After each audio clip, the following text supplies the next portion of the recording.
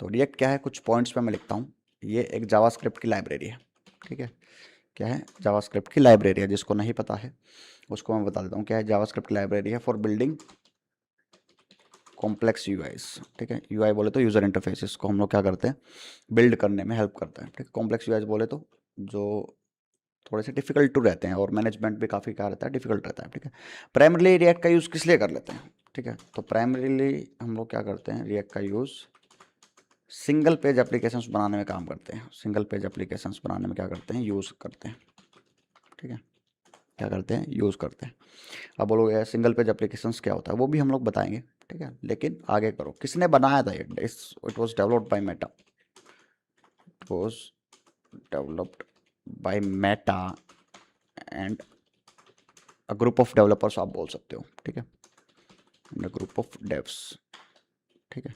कब बनाया था, 2013 में ये बनाया था, ठीक है। कब बनाया था, 2013 में, इन 2013, ठीक है। और क्या करता है, हमें अलाउ करता है, क्या अलाउ करता है, ये क्रिएट करने के लिए रीयूजेबल यूआईज का या रीयूजेबल कंपोनेंट्स क्रिएट करने में हमें क्या करता है, हेल्प करता है, ठीक है। अब रीयूजेबल यूआई कैसे करेंगे, कंपोनेंट की हेल्प से करेंगे, तो मैं कंपोनेंट से बोल देता हूँ डायरेक्टली, ठीक है।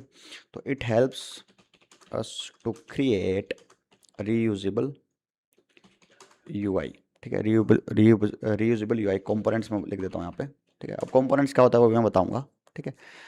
वो उसके थ्रू आप क्या कर सकते हो, अपडेट कर सकते हो डेटा एफिशिएंटली। बहुत अच्छे खासे तरीके से क्या कर सकते हो, डेटा को अपडेट कर सकते हो, एंड अपडेट डेटा एफिशिएंटली। इसी के कारण क्या होता है, बहुत फास्ट भी रहता है ये, एफिशिएंटली, ठीक है, एफिशिएंटली।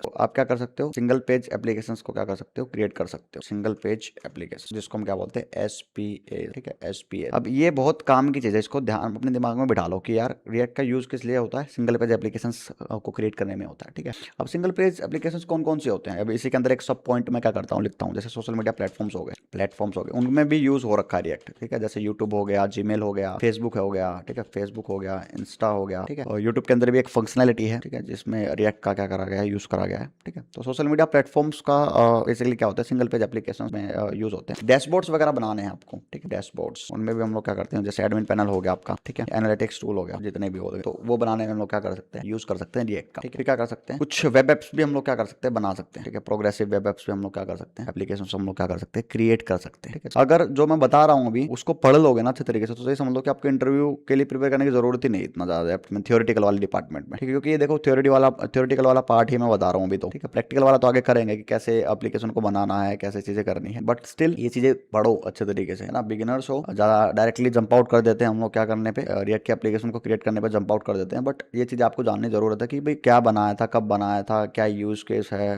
क्या क्या चीज़ें हम लोग बना सकते हैं। तो पावर जानो पहले रिएक्ट की, what you can create using और आफ्टर लर्निंग द रिएक्ट। तो सेकंड यूज़ केस मैं क्या करता हूँ वो बताता हूँ। तो डायनामिक वेब एप्लीकेशन बनाने में क्या कर सकते हो आप, इसका यूज़ कर सकते हो एप्लीकेशन। तो बेसिकली क्या है कि व्हेन टू यूज़ रिएक्ट, एक टॉपिक आ गया कि भाई कब यूज़ करना चाहिए रिएक्ट का। जब आप क्या कर रहे हो, सिंगल पेज एप्लीकेशन क्रिएट कर रहे हो, या फिर आप कुछ डायनामिक वेब एप्लीकेशन को क्या करना चाहते हो, क्रिएट करना चाहते हो, देन इन दैट केस आप क्या कर सकते हो, रिएक्ट का यूज़ करते हो। जैसे चैट एप्स हो गए, ठीक है, चैट एप्स हो गए, या कुछ कोलैबोरेशन टूल्स हो गए, है ना, कोलैबोरेशन टूल एक्सेट्रा। मतलब ये डायनामिक वेब एप्लीकेशन के नीचे एक सब पॉइंट्स में बता रहा हूँ आपको कि भाई चैट एप्स बना रहे हो, कोलैबोरेशन टूल्स बना रहे हो, है ना। और क्या क्या हो सकता है, डेटा से रिलेटेड कुछ वर्क होता है, डायनामिक है, डायनामिक डेटा यानी कि डैशबोर्ड्स तो मैंने बता दिया ऊपर। चलो आप क्या बना सकते हो, data visualisation I think spell is right, ठीक है, डैशबोर्ड्स बना सकते हो। तो अगेन ठीक है, डेटा को विजुअलाइज करने वाले डैशबोर्ड्स बना सकते हो। इंटरेक्टिव फॉर्म्स वगैरह आप बना सकते हो। अब डायनामिक मतलब चेंज हो रहा है, ठीक है, कुछ सर्वे वगैरह होता है, उनके क्या कर सकते हो, क्रिएट कर सकते हो। तो इंटरेक्टिव फॉर्म्स वगैरह आप क्या कर सकते हो, क्रिएट कर सकते हो यूजिंग रिएक्ट, ठीक है। भाई इतना ज्यादा डेप्थ में आई डोंट थिंक सो कि कोई कराएगा थियोरेटिकल वाला पार्ट, ठीक है। मैं आपको बिल्कुल डेप्थ में जाके बता रहा हूँ, एक एक चीजें पढ़ लेना अच्छे तरीके से, ठीक है। ई कॉमर्स अगर अभी समझ में ना आए तो क्या करना, लाइव को दोबारा देख लेना, ठीक है, या फिर नोट्स वगैरह बना लो, इसको देख के आपको बहुत अच्छे तरीके से पता चल जाने वाला है। तो ई कॉमर्स प्लेटफॉर्म्स आप क्या कर सकते हो, क्रिएट कर सकते हो, ठीक है। ई कॉमर्स प्लेटफॉर्म हम लोग क्या कर सकते हैं, क्रिएट कर सकते हैं। ई कॉमर्स प्लेटफॉर्म्स पे हम लोग क्या क्या कर सकते हैं, कुछ प्रोडक्ट की लिस्टिंग्स हो गए हमारे पास में, है ना, कुछ शॉपिंग कार्ट्स वगैरह से रिलेटेड चीज हो गई जिसमें रियल टाइम क्या हो रहा है, डेटा अपडेट हो रहा है, ठीक है। इसमें हम लोग क्या कर सकते हैं, रिएक्ट का यूज कर सकते हैं, ठीक है। और कुछ यूजर्स वहाँ पे जो यूजर्स होते हैं, मतलब ई कॉमर्स प्लेटफॉर्म में जैसे फ्लिपकार्ट है, वहाँ पे एक यूजर होगा तो उसका उसका डैशबोर्ड आप बना सकते हो वहाँ पे, ठीक है। तो ये सारी चीजें हम लोग क्या कर सकते हैं, यूज कर सकते हो। तो इसमें कुछ दो तीन पॉइंट मैं लिख देता हूँ, वैसे सिंपल सिंपल क्या कर सकता हूँ, लिख देता हूँ मैं यहाँ पे भी। तो यहाँ पे हम लोग क्या कर सकते हैं, पहले प्रोडक्ट लिस्टिंग्स लिस्टिंग्स वगैरह आपको करनी है ई कॉमर्स के अंदर। भाई जैसे फ्लिपकार्ट के अंदर होता है, अमेजोन के अंदर बहुत सारे प्रोडक्ट्स लिस्टिंग होते हैं, पेजेस होते हैं ना, फिल्टर्स के साथ में आप क्या कर सकते हो, बना सकते हो, ठीक है। और फिर क्या कर सकते हो, शॉपिंग कार्ट्स बना सकते हो विद रियल टाइम अपडेट। इसके बाद क्या कर सकते हो आप लोग, नेक्स्ट चीज इसमें यूजर अकाउंट्स बना सकते हो। जैसे कोई भी अकाउंट क्रिएट करता है ना, लाइक एग्जांपल फ्लिपकार्ट पे करता है या फिर कोई अमेजोन वगैरह पे फ्लिपकार्ट पे यूजर अकाउंट क्रिएट करता है, ठीक है। तो उन सब से रिलेटेड जो डैशबोर्ड्स वगैरह होते हैं, ब्रैकेट में मैं लिखूंगा, ठीक है। वॉइस क्लियर है आप लोगों को? यस, वॉइस इज क्लियर, ठीक है। यूजर अकाउंट बना सकते हो फ्लिपकार्ट यूजर अकाउंट डैशबोर्ड्स, ठीक है। तो भाई बहुत पावरफुल चीज मैं आपको बताने वाला हूँ, ठीक है। और दूसरा क्या है, फिर 3 चीज तो मैंने बता दी कि क्या क्या चीजों में आप लोग क्या कर सकते हो, रिएक्ट का यूज कर सकते हो, ठीक है। क्या क्या कर सकते हो, रिएक्ट का यूज कर सकते हो। आगे बढ़ते हैं, ठीक है। नंबर 4 ई कॉमर्स प्लेटफॉर्म्स हो गए हमारे पास में, और क्या क्या हो गया, डायनामिक एप्लीकेशन हो गया है, सिंगल पेज एप्लीकेशन हो गया है। आप बना सकते हो इसमें CMS, ठीक है। अब CMS बोले तो कंटेंट मैनेजमेंट सिस्टम्स, ठीक है। जैसे वर्डप्रेस हो गया आपका, वर्डप्रेस तो पता ही होगा, लार्जेस्ट CMS है इन द वर्ल्ड, ठीक है। वेबसाइट्स को क्रिएट करने के लिए विदाउट कोडिंग और लेस नॉलेज ऑफ कोडिंग आप क्या कर सकते हो, वहाँ पे ड्रैग एंड ड्रॉप के फीचर्स से वेबसाइट क्रिएट कर सकते हो। मतलब ये वर्डप्रेस के बारे में बता रहा था, ठीक है। तो CMS वगैरह क्या कर सकते हो आप, क्या कर सकते हो, क्रिएट कर सकते हो वहाँ पे गैलरीज वगैरह या पोर्टफोलियोज वगैरह, मतलब बहुत सारे सेक्शंस जो होते हैं, है ना, ब्लॉग प्लेटफॉर्म्स वगैरह आप बना सकते हो, है ना। बहुत सारी चीजें क्या कर सकते हो वहाँ पे पॉसिबिलिटी है। तो कुछ पॉइंट्स में लिखूंगा यहाँ पे, क्या कर सकते हो, कुछ ब्लॉग प्लेटफॉर्म्स वगैरह क्रिएट कर सकते हो यहाँ पे, ठीक है। बहुत नेक्स्ट लेवल एडिटिंग के साथ में, मतलब एक्सेल फीचर्स के साथ में मैं यहाँ पे लिखूंगा यहाँ पे, ठीक है। कुछ मीडिया की गैलरीज बनानी हो आपकी, ठीक है, वो बना सकते हो, पोर्टफोलियोज वगैरह बना सकते हो, एक्सेट्रा। तो ये सारी चीज मतलब CMS के अंदर क्या कर सकते हो, चीजें क्रिएट कर सकते हो, वो चीज मैं बता रहा हूँ, ठीक है। Next is moving to the next one, ठीक है। और क्या कर सकते हो, कुछ एंटरप्राइज एप्लीकेशन बना सकते हो, ठीक है। एंटरप्राइज एप्लीकेशन बना सकते हो, ठीक है। एंटरप्राइज एप्लीकेशन में कौन कौन से आ गए, जैसे मान लो आपको क्या कराना हो, CRM सिस्टम बनाने हो आपको, ठीक है। कस्टमर रिलेशनशिप मैनेजमेंट सिस्टम्स आपको क्या करने हो, बनाने हो, ठीक है। तो वो आप क्या कर सकते हो, इजीली क्रिएट कर सकते हो, राइट। फिर क्या कर सकते हो, आपको प्रोजेक्ट मैनेजमेंट टूल्स आपको बनाने हो, ठीक है। प्रोजेक्ट मैनेजमेंट, ठीक है। तो ये सारी चीजें कर सकते हो। कुछ मीडिया एंड एंटरटेनमेंट से रिलेटेड भी वेबसाइट्स आप क्या कर सकते हो, वहाँ पे बना सकते हो, ठीक है। क्या कर सकते हो, वहाँ पे क्रिएट कर सकते हो। एक सेकंड रुकना, नहीं पी लेते हैं। 3 are watching right now, make sure to subscribe the channel guys and like the video अगर आपको चीजें समझ में आ रही हैं तो, ठीक है। कि अभी हम लोग क्या पढ़ रहे हैं, रिएक्ट का यूज केस पढ़ रहे हैं, या फिर कहाँ पे आपको रिएक्ट यूज करना चाहिए, वो सारी चीजें हम लोग क्या कर रहे हैं, पढ़ रहे हैं अभी, ठीक है। तो जिसको नहीं पता उसको मैं बता देता हूँ। चलो आगे बढ़ते हैं दोस्तों। आगे के हमने बहुत सारे यूज केस हमने जान लिए, इनफ यूज केस हमने क्या कर लिया, यहाँ पे जान लिए, ठीक है। लास्टली मैं क्या करता हूँ, यहाँ पे कुछ गेमिंग वेबसाइट्स आपको बनाने हैं या फिर गेमिंग इंटरफेसेस आपको बनाने हैं, तो आप बना सकते हो। जैसे नेटफ्लिक्स वगैरह का कुछ ऐप हो गया, ठीक है। स्ट्रीमिंग प्लेटफॉर्म्स आप बना सकते हो यहाँ पे, ठीक है। और कुछ लर्निंग प्लेटफॉर्म्स हो गए, मतलब इंटरेक्टिव लर्निंग प्लेटफॉर्म्स में बोलूंगा उसको, ठीक है। लर्निंग प्लेटफॉर्म्स हो गए, तो वो सारी चीजें आप क्या कर सकते हो, क्रिएट कर सकते हो यहाँ पे, किसका यूज करके, और रिएक्ट का यूज करके। तो बेसिकली हमने क्या जाना है अभी कि आपको रिएक्ट कब यूज करना चाहिए, यूज केस ऑफ रिएक्ट है, ठीक है। When to use React. अब रिएक्ट कब यूज नहीं करना चाहिए, एक वो भी होता है कि भाई चलो ठीक है हम लोग वेबसाइट्स तो बना रहे हैं, डेवलपर जो होता है कंफ्यूज रहता है कि भाई रिएक्ट का यूज करूं या ना करूं, ठीक है। अब जो ऑलरेडी एक्सपीरियंस रहा है, जिसने ऑलरेडी काम कर रखा है, तो उसको तो प्रॉब्लम होगी नहीं, ठीक है, उसको तो प्रॉब्लम होगी नहीं यहाँ पे, ठीक है। लेकिन अगर आप बिगिनर हो यहाँ पे, तो आपके पास कंफ्यूजन आते हैं, भाई छोटा मोटा पेज पड़ा हुआ आपके पास में, तो उसको भी आप क्या करते हो, रिएक्ट में बनाने चले जाते हो। तो वो चीज नहीं करनी है आपको। कुछ स्टैटिक वेबसाइट्स के लिए आप नॉर्मल क्या कर सकते हो, HTML CSS और जावास्क्रिप्ट का यूज करो और वहाँ पे बना लो। और कुछ आपकी कॉम्प्लेक्स वेबसाइट्स हैं, तब आप क्या कर सकते हो, यूज कर सकते हो रिएक्ट का। तो एक यहाँ पे टॉपिक आता है कि when not to use React. तो हर कोई बताता है कि भाई रिएक्ट कब यूज करना चाहिए, मैं ये भी बताता हूँ कि रिएक्ट कब यूज नहीं करना चाहिए, when not to use React, ठीक है। तो जब आपके क्या हो, कुछ स्टैटिक वेबसाइट्स आप बना रहे हो, जिसमें कुछ मान लो 3 4 5 या 5 7 पेजेस हैं, ठीक है, और वो भी स्टैटिक वाले हैं, तो उसमें इतना की जरूरत नहीं है रिएक्ट का यूज करने के लिए। You can directly use HTML CSS और एक फ्रेमवर्क यूज कर सकते हो उसका, एंड देन जावास्क्रिप्ट में कुछ चीजें डाल सकते हो उसमें, ठीक है। डायनेमिक अगर आपको बनाना है तो ये सारी चीजें आप क्या कर सकते हो, डाल दो। अच्छा, और नेक्स्ट कब करना चाहिए, कब नहीं करना चाहिए, जब आप SEO डिपार्टमेंट में हो, मतलब SEO जब आपका क्या हो, क्रिटिकल हो, ठीक है। क्योंकि रिएक्ट के अंदर देखो SEO का वर्क ना थोड़ा सा हेक्टिक रहता है, ये मैं बता देता हूँ, ठीक है। रिएक्ट में SEO का जो वर्क होता है वो थोड़ा सा हेक्टिक रहता है, बट उसको सोल्व कौन करता है, उसको सोल्व करता है नेक्स्ट.js, उसको सोल्व करना है नेक्स्ट.js। तो विदाउट नेक्स्ट.js तो SEO क्रिटिकल होता है। जब आपको लाइक SEO नहीं चाहिए होता है अपनी वेबसाइट में, SEO नहीं करा रहे, तो बस आपको सिर्फ वेबसाइट चाहिए होती है, तो आप क्या कर सकते हो, जा सकते हो। लेकिन अगर आप SEO वगैरह करवा रहे हो अच्छे खासे तरीके से, तो सिर्फ रिएक्ट का यूज नहीं करना है, नेक्स्ट.js का क्या करना है, उसमें यूज करना है। नेक्स्ट.js पे क्या करना है, आपको बनानी है अपना अपना ऐप जो भी, या फिर वेबसाइट वगैरह जो भी आप बना रहे हो, उसको नेक्स्ट.js में बनाना है। अब नेक्स्ट.js क्या, रिएक्ट का फ्रेमवर्क है बेसिकली, जिसमें क्या कर सकते हैं हम लोग, इजीली हम लोग क्या कर सकते हैं, SEO का काम हैंडल कर सकते हैं। फ्रंट एंड बैक एंड दोनों क्या होता है वहाँ पे इजीली बन जाता है, यहाँ पे हैंडल हो जाता है। बस इन शॉर्ट में बता रहा हूँ, ठीक है। रिएक्ट नेक्स्ट.js में क्या होता है, आपका SEO का प्रॉब्लम सोल्व कर देता है, ठीक है। तो ये सारी चीजें होती है भाई। आप कहाँ से हो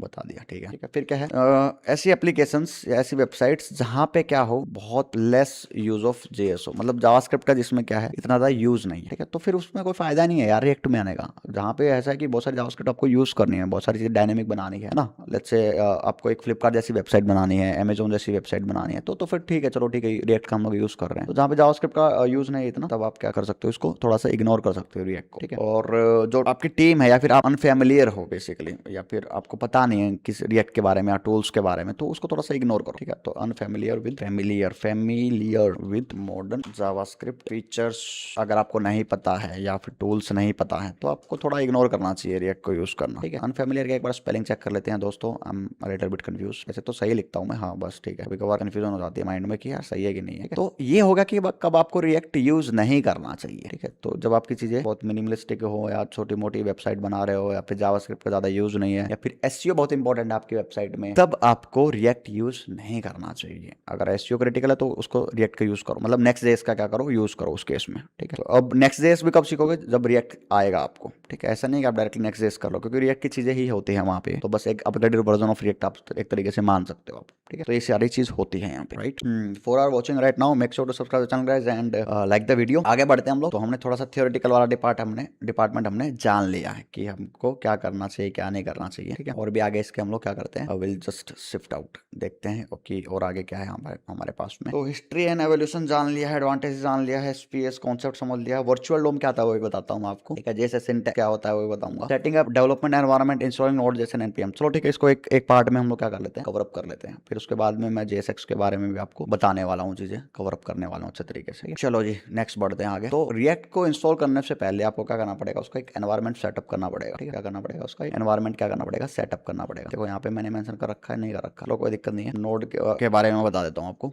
तो सबसे पहले क्या करो, आपका नोड इंस्टॉल होना चाहिए, तो नोड डाउनलोड करके लिख दो या फिर नोड डाउनलोड करो। तो नोड क्या आपका जावास्क्रिप्ट का रन टाइम एनवायरनमेंट है बेसिकली, जो आपका यूज होने वाला है, ठीक है, रन कराने के लिए या फिर पैकेजेस को इंस्टॉल करने के लिए हम लोग एनपीएम का यूज करेंगे। बट सबसे पहले क्या कर लो भाई, नोड को इंस्टॉल कर लो। किसी को समझ में नहीं आ रहा है नोड क्या है, एक जावास्क्रिप्ट का रन टाइम एनवायरनमेंट है बेसिकली, इतना समझो, ठीक है, पहले जो हमें हेल्प करता है जावास्क्रिप्ट को रन कराने में, ठीक है। और रिएक्ट के एप्लीकेशन को इंस्टॉल करने से पहले हमें क्या करना पड़ेगा, यहाँ पे नोड को इंस्टॉल करना पड़ेगा, जो कि लेके आता है एनपीएम वगैरह पैकेजेस लेके आता है। जस्ट बताऊंगा, जस्ट वेट एंड वॉच, धीरे धीरे बताता हूँ। तो क्या करो भाई लोग, नोड को इंस्टॉल कर लो, ठीक है। नोड को इंस्टॉल करो, यहाँ पे डाउनलोड का ऑप्शन आ चुका है, जो करंटली रनिंग वर्जन है जो कि 24.16.0 फॉर विंडोज, ठीक है। ठीक है, आपका लेटेस्ट वर्जन है। और जो करंट चल रहा है वो 26.2 है, मतलब जो रिकमेंडेड होता है वो ये होता है, एक दो लेवल नीचे वाला क्या आप क्या करो, इंस्टॉल करो, ठीक है, ताकि बग्स वगैरह हो, क्योंकि वो भी बेटा वर्जन में होते हैं, टेस्टिंग वर्जन में होते हैं बेसिकली, ठीक है। तो आप क्या करो, हमेशा एक दो वर्जन नीचे के आप क्या कर सकते हो, इंस्टॉल कर सकते हो। आपको लेटेस्ट करना है 26.2.0, वो भी आप क्या कर सकते हो, इंस्टॉल कर सकते हो, ठीक है। That is your call properly, जो आपको करना है इंस्टॉल आप कर सकते हो। विंडोज इंस्टॉलर पे क्या कर दोगे, आप क्लिक कर दोगे और यहाँ पे क्या हो जाएगा, आपका नोड इंस्टॉल होना स्टार्ट हो जाएगा दोस्तों। अब मेरे सिस्टम के अंदर ऑलरेडी नोड इंस्टॉल्ड है, बट स्टिल मैं आपको बता देता हूँ कि कैसे कैसे स्टेप्स होते हैं। तो नेक्स्ट पे क्या करते जाओ, आप क्लिक करते जाओ, एक्सेप्ट द एग्रीमेंट करते जाओ, and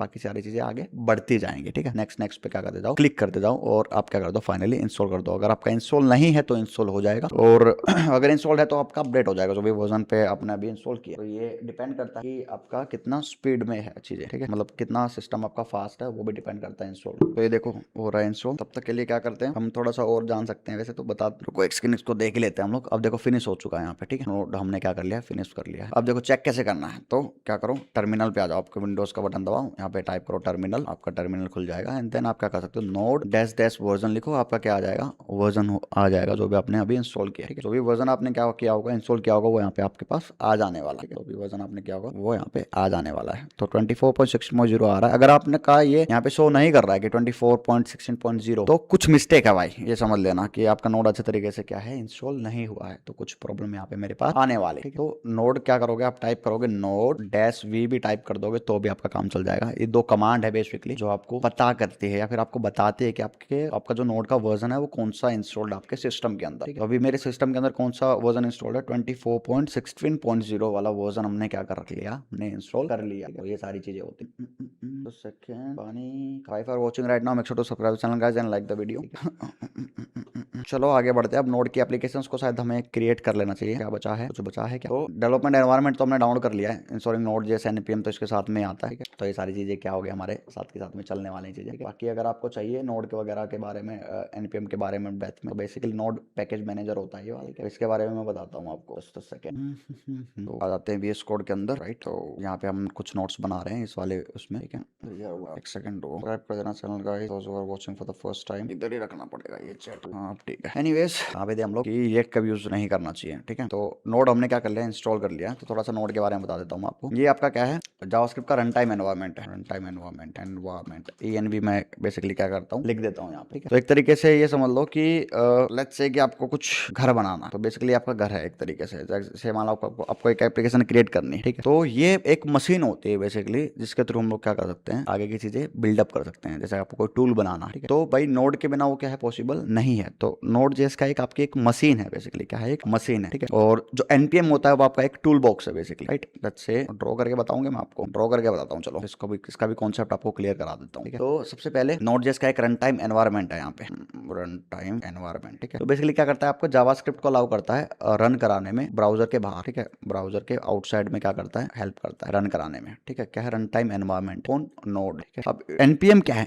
NPM stands for node package manager, ठीक है। ठीक है, किस लिए यूज करते हैं, डिपेंडेंसी और जितनी भी लाइब्रेरीज हम लोग क्या करने वाले हैं, यूज करने, या फिर पैकेजेस हम लोग यूज करने वाले हैं। जैसे आपको बूटस्ट्रैप को क्या करना है, इंस्टॉल करना है रिएक्ट के एप्लीकेशन के अंदर, तो आपको एनपीएम की हेल्प लेनी पड़ेगी, ठीक है। तो एनपीएम क्या है, is a package manager basically for installing libraries and dependency. बस इतना आप अभी के लिए समझ, ठीक है। और रिएक्ट किस पे डिपेंड करता है, नोड पे क्या करता है, डिपेंड करता है। और एनपीएम पे करता है डेवलपमेंट का। अगर आप काम कर रहे हो तो आपको क्या करना पड़ेगा, नोड और एनपीएम के बिना ये पॉसिबल नहीं है। तो यूट्यूब पे भी देखोगे तो आप क्या है, यूज हो रखा है। एक मैं फीचर बता रहा हूँ, जैसे मैंने क्या करा यहाँ पे, कोई भी वीडियो पे मैं क्या करता हूँ, क्लिक करता हूँ। जैसे मैंने क्लिक किया तो देखो यहाँ पे क्या है, ये वाला रिलोड हुआ है यहाँ पे, और ऊपर टाइटल चेंज हो गया मेरा, यूआरएल चेंज हो गया मेरा, बट हेडर क्या है, रिमेन्स द सेम। और यहाँ पे डेटा क्या हो रहा है, मेरा चेंज हो रहा है। तो आपका पेज पूरा क्या है, लोड नहीं हो रहा है। That's where the part of like virtual DOM comes, ठीक है। कि जो चीजें जहाँ पे अपडेट होनी चाहिए वहीं पे क्या हो रही है, अपडेट हो रही है, बाकी कुछ नहीं छेड़ रहे। तो जिससे क्या होता है, आपका एप्लीकेशन क्या होता है, फास्ट होता है बेसिकली, ठीक है। क्या होता है, एप्लीकेशन से फास्ट होता है, ठीक है। बाकी आ जाते हैं वापस से नोड जेएस और एनपीएम के बारे में आपको बता रहा था। नोड क्या आपका जावास्क्रिप्ट का रन टाइम एनवायरनमेंट है basically to run JS outside of the browser, browser के बाहर रन करने के लिए। और एनपीएम क्या आपका नोड पैकेज मैनेजर है, ठीक है। नोड पैकेज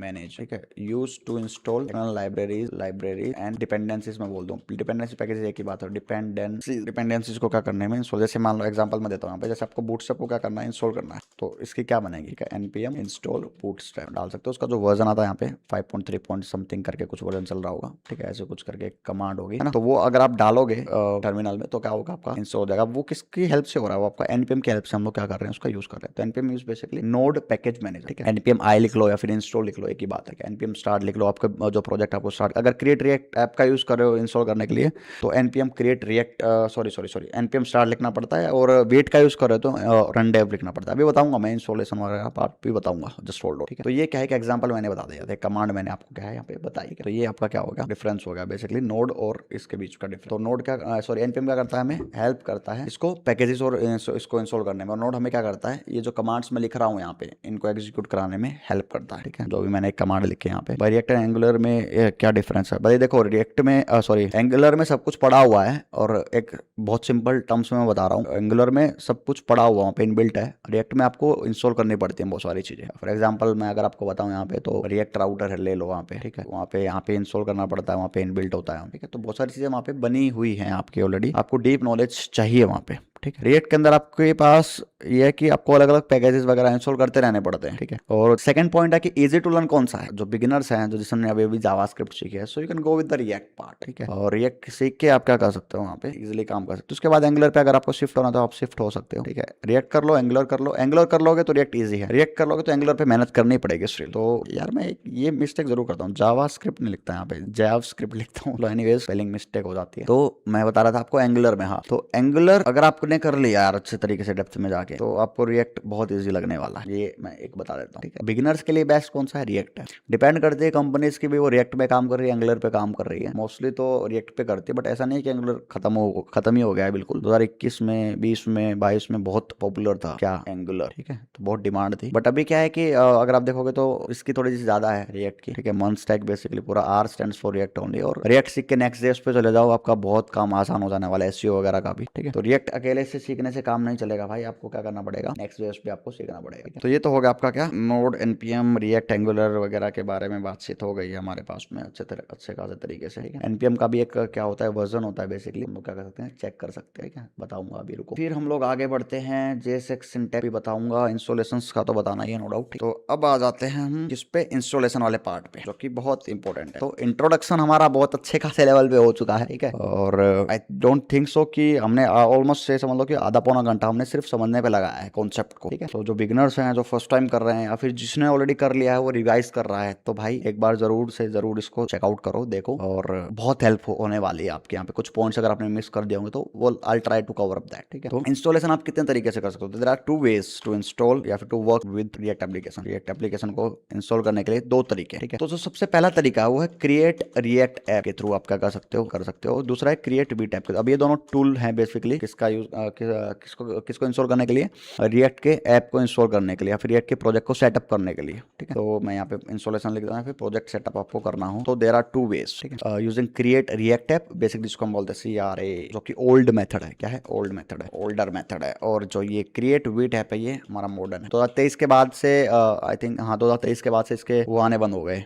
अपडेट्स वगैरह आने बंद हो गए, और काफी स्लो है ये वाला, ठीक है, it is very slow and no more updates. और जो ये क्रिएट वीट है ये थोड़ा सा फास्ट है, फास्ट इंस्टॉलेशन में, सिंपल टर्म्स में लिख रहा हूँ, इंस्टॉलेशन में क्या करता है, हेल्प करता है हमारे, ठीक है, और बहुत ईजी, ठीक है। दोनों ही वैसे तो ईजी थे, बट ऊपर वाला क्या करता था, थोड़ा टाइम लेता था। बेवाक पाल भाई 9, गुड इवनिंग भैया, गुड इवनिंग जी, कैसे हैं आप लोग, कैसे हो विवेक, वाह वेलकम टू द स्ट्रीम। तो ये क्या होता है, आपका डिफरेंस होता है बेसिकली क्रिएट रिएक्ट ऐप और क्रिएट वीट ऐप में, ठीक है। तो जिसने जो थोड़े से एक्सपीरियंस्ड हमारे पास में डेवलपर्स हैं उनको पता होगा क्रिएट रिएक्ट ऐप क्या होता है, और जो हमारे लेटेस्ट जो रिएक्ट सीखते हैं वो क्या करते हैं, डायरेक्टली जंप आउट करते हैं क्रिएट वीट ऐप के ऊपर, विच इज लाइक जो मैं भी रिकमेंड करता हूँ, ठीक है। सो अगर आपको ये वाला मेथड नहीं पता है तो भी कोई प्रॉब्लम नहीं है, क्योंकि अभी हम लोग क्या करने वाले हैं, इसका ही यूज करने वाले हैं, ठीक है। बट डॉक्स में मैंने आई गेस दोनों डाल रखा है, let me show you the docs में मैंने दोनों चीजें डाल रखी है। यहाँ पे देखो सेटिंग, ये रहा ऑप्शन है क्रिएट रिएक्ट ऐप का डाल सकते हो, ठीक है। तो कि नो लॉन्गर मेंटेन्ड है as of early 2023, but you can still if needed. तो ये आपकी कमांड हो गया npx create React app my app, है ना। CD बेसिकली डायरेक्टली चेंज करने के लिए होती है, npm स्टार्ट रैक के लिए, ठीक है। तो CRA के बारे में कुछ चीजें डाल लो भाई, अभी तो 2026 आ गया, अभी मैंने बताई थी लास्ट ईयर के एंड पे। CRA has not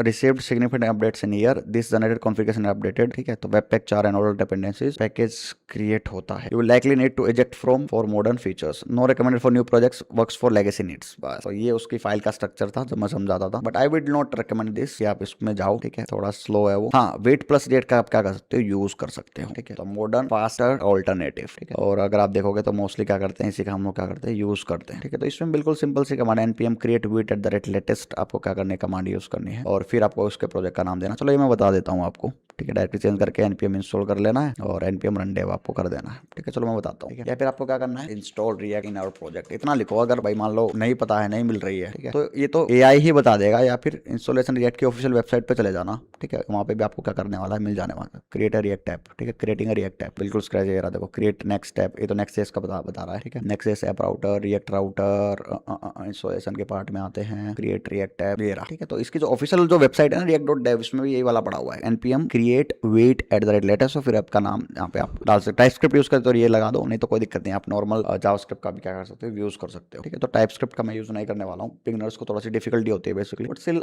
will going with the normal JavaScript. तो ये वाली कमांड क्या है आपको यूज करनी है, इसलिए इंस्टॉल करने के लिए, तो मैं यहाँ पे लिख देता हूँ आपके लिए, ठीक है। तो यहाँ पे कौन सी थी, npm क्रिएट रिएक्ट ऐप, और फिर योर ऐप नेम, ठीक है, फिर ऐप नेम दे देते हैं, ठीक है। फिर प्रोजेक्ट स्टार्ट करने के लिए कर देते हैं npm स्टार्ट लिख देते हैं, ठीक है ना। पहले तो उसको डायरेक्टरी में आ जाते हैं, मतलब चेंज डायरेक्टरी करके जो भी आपने नेम असाइन किया होगा उसमें आए, ठीक है। और फिर आपने क्या किया npm, तो ये ओल्डर मेथड है basically, this is your old method. New method क्या कहता है, create npm create Vite at the rate latest version के लिए, देन योर ऐप नेम आप डाल दो, डायरेक्टली चेंज करो, and then npm run dev कर दो, क्या कर दो, npm रन डेव कर दो, ठीक है। टाइपस्क्रिप्ट जैसे सेम नहीं है भाई, नहीं है क्या, एक तरीके से समझ लो कि जावास्क्रिप्ट ही टाइपस्क्रिप्ट है, बट थोड़े से रूल्स एंड रेगुलेशंस के साथ में, ठीक है। तो जैसे एक मैं एग्जांपल दूं आपको क्विकली, वैसे तो ये हमारा टाइपस्क्रिप्ट का वो नहीं है। जैसे आप लोग क्या करते हैं, हम वेरिएबल्स बनाते हैं, राइट, लेट ए या लेट नेम इक्वल्स टू हर्ष लिख दिया मैंने, ठीक है। तो वहां पे आपको टाइपस्क्रिप्ट में क्या करना पड़ता है, उसका टाइप भी डिफाइन करना पड़ता है, डेटा टाइप, ठीक है। चलो दिखा देता हूँ आपको, अगर ऐसे समझ में नहीं आ रहा है तो let me show you, give a simple example of TypeScript and JavaScript by taking one variable name Harsh, ठीक है। तो ये देखो इसमें क्या कर देगा, मेंशन कर देगा कि भाई आपके बीच में ये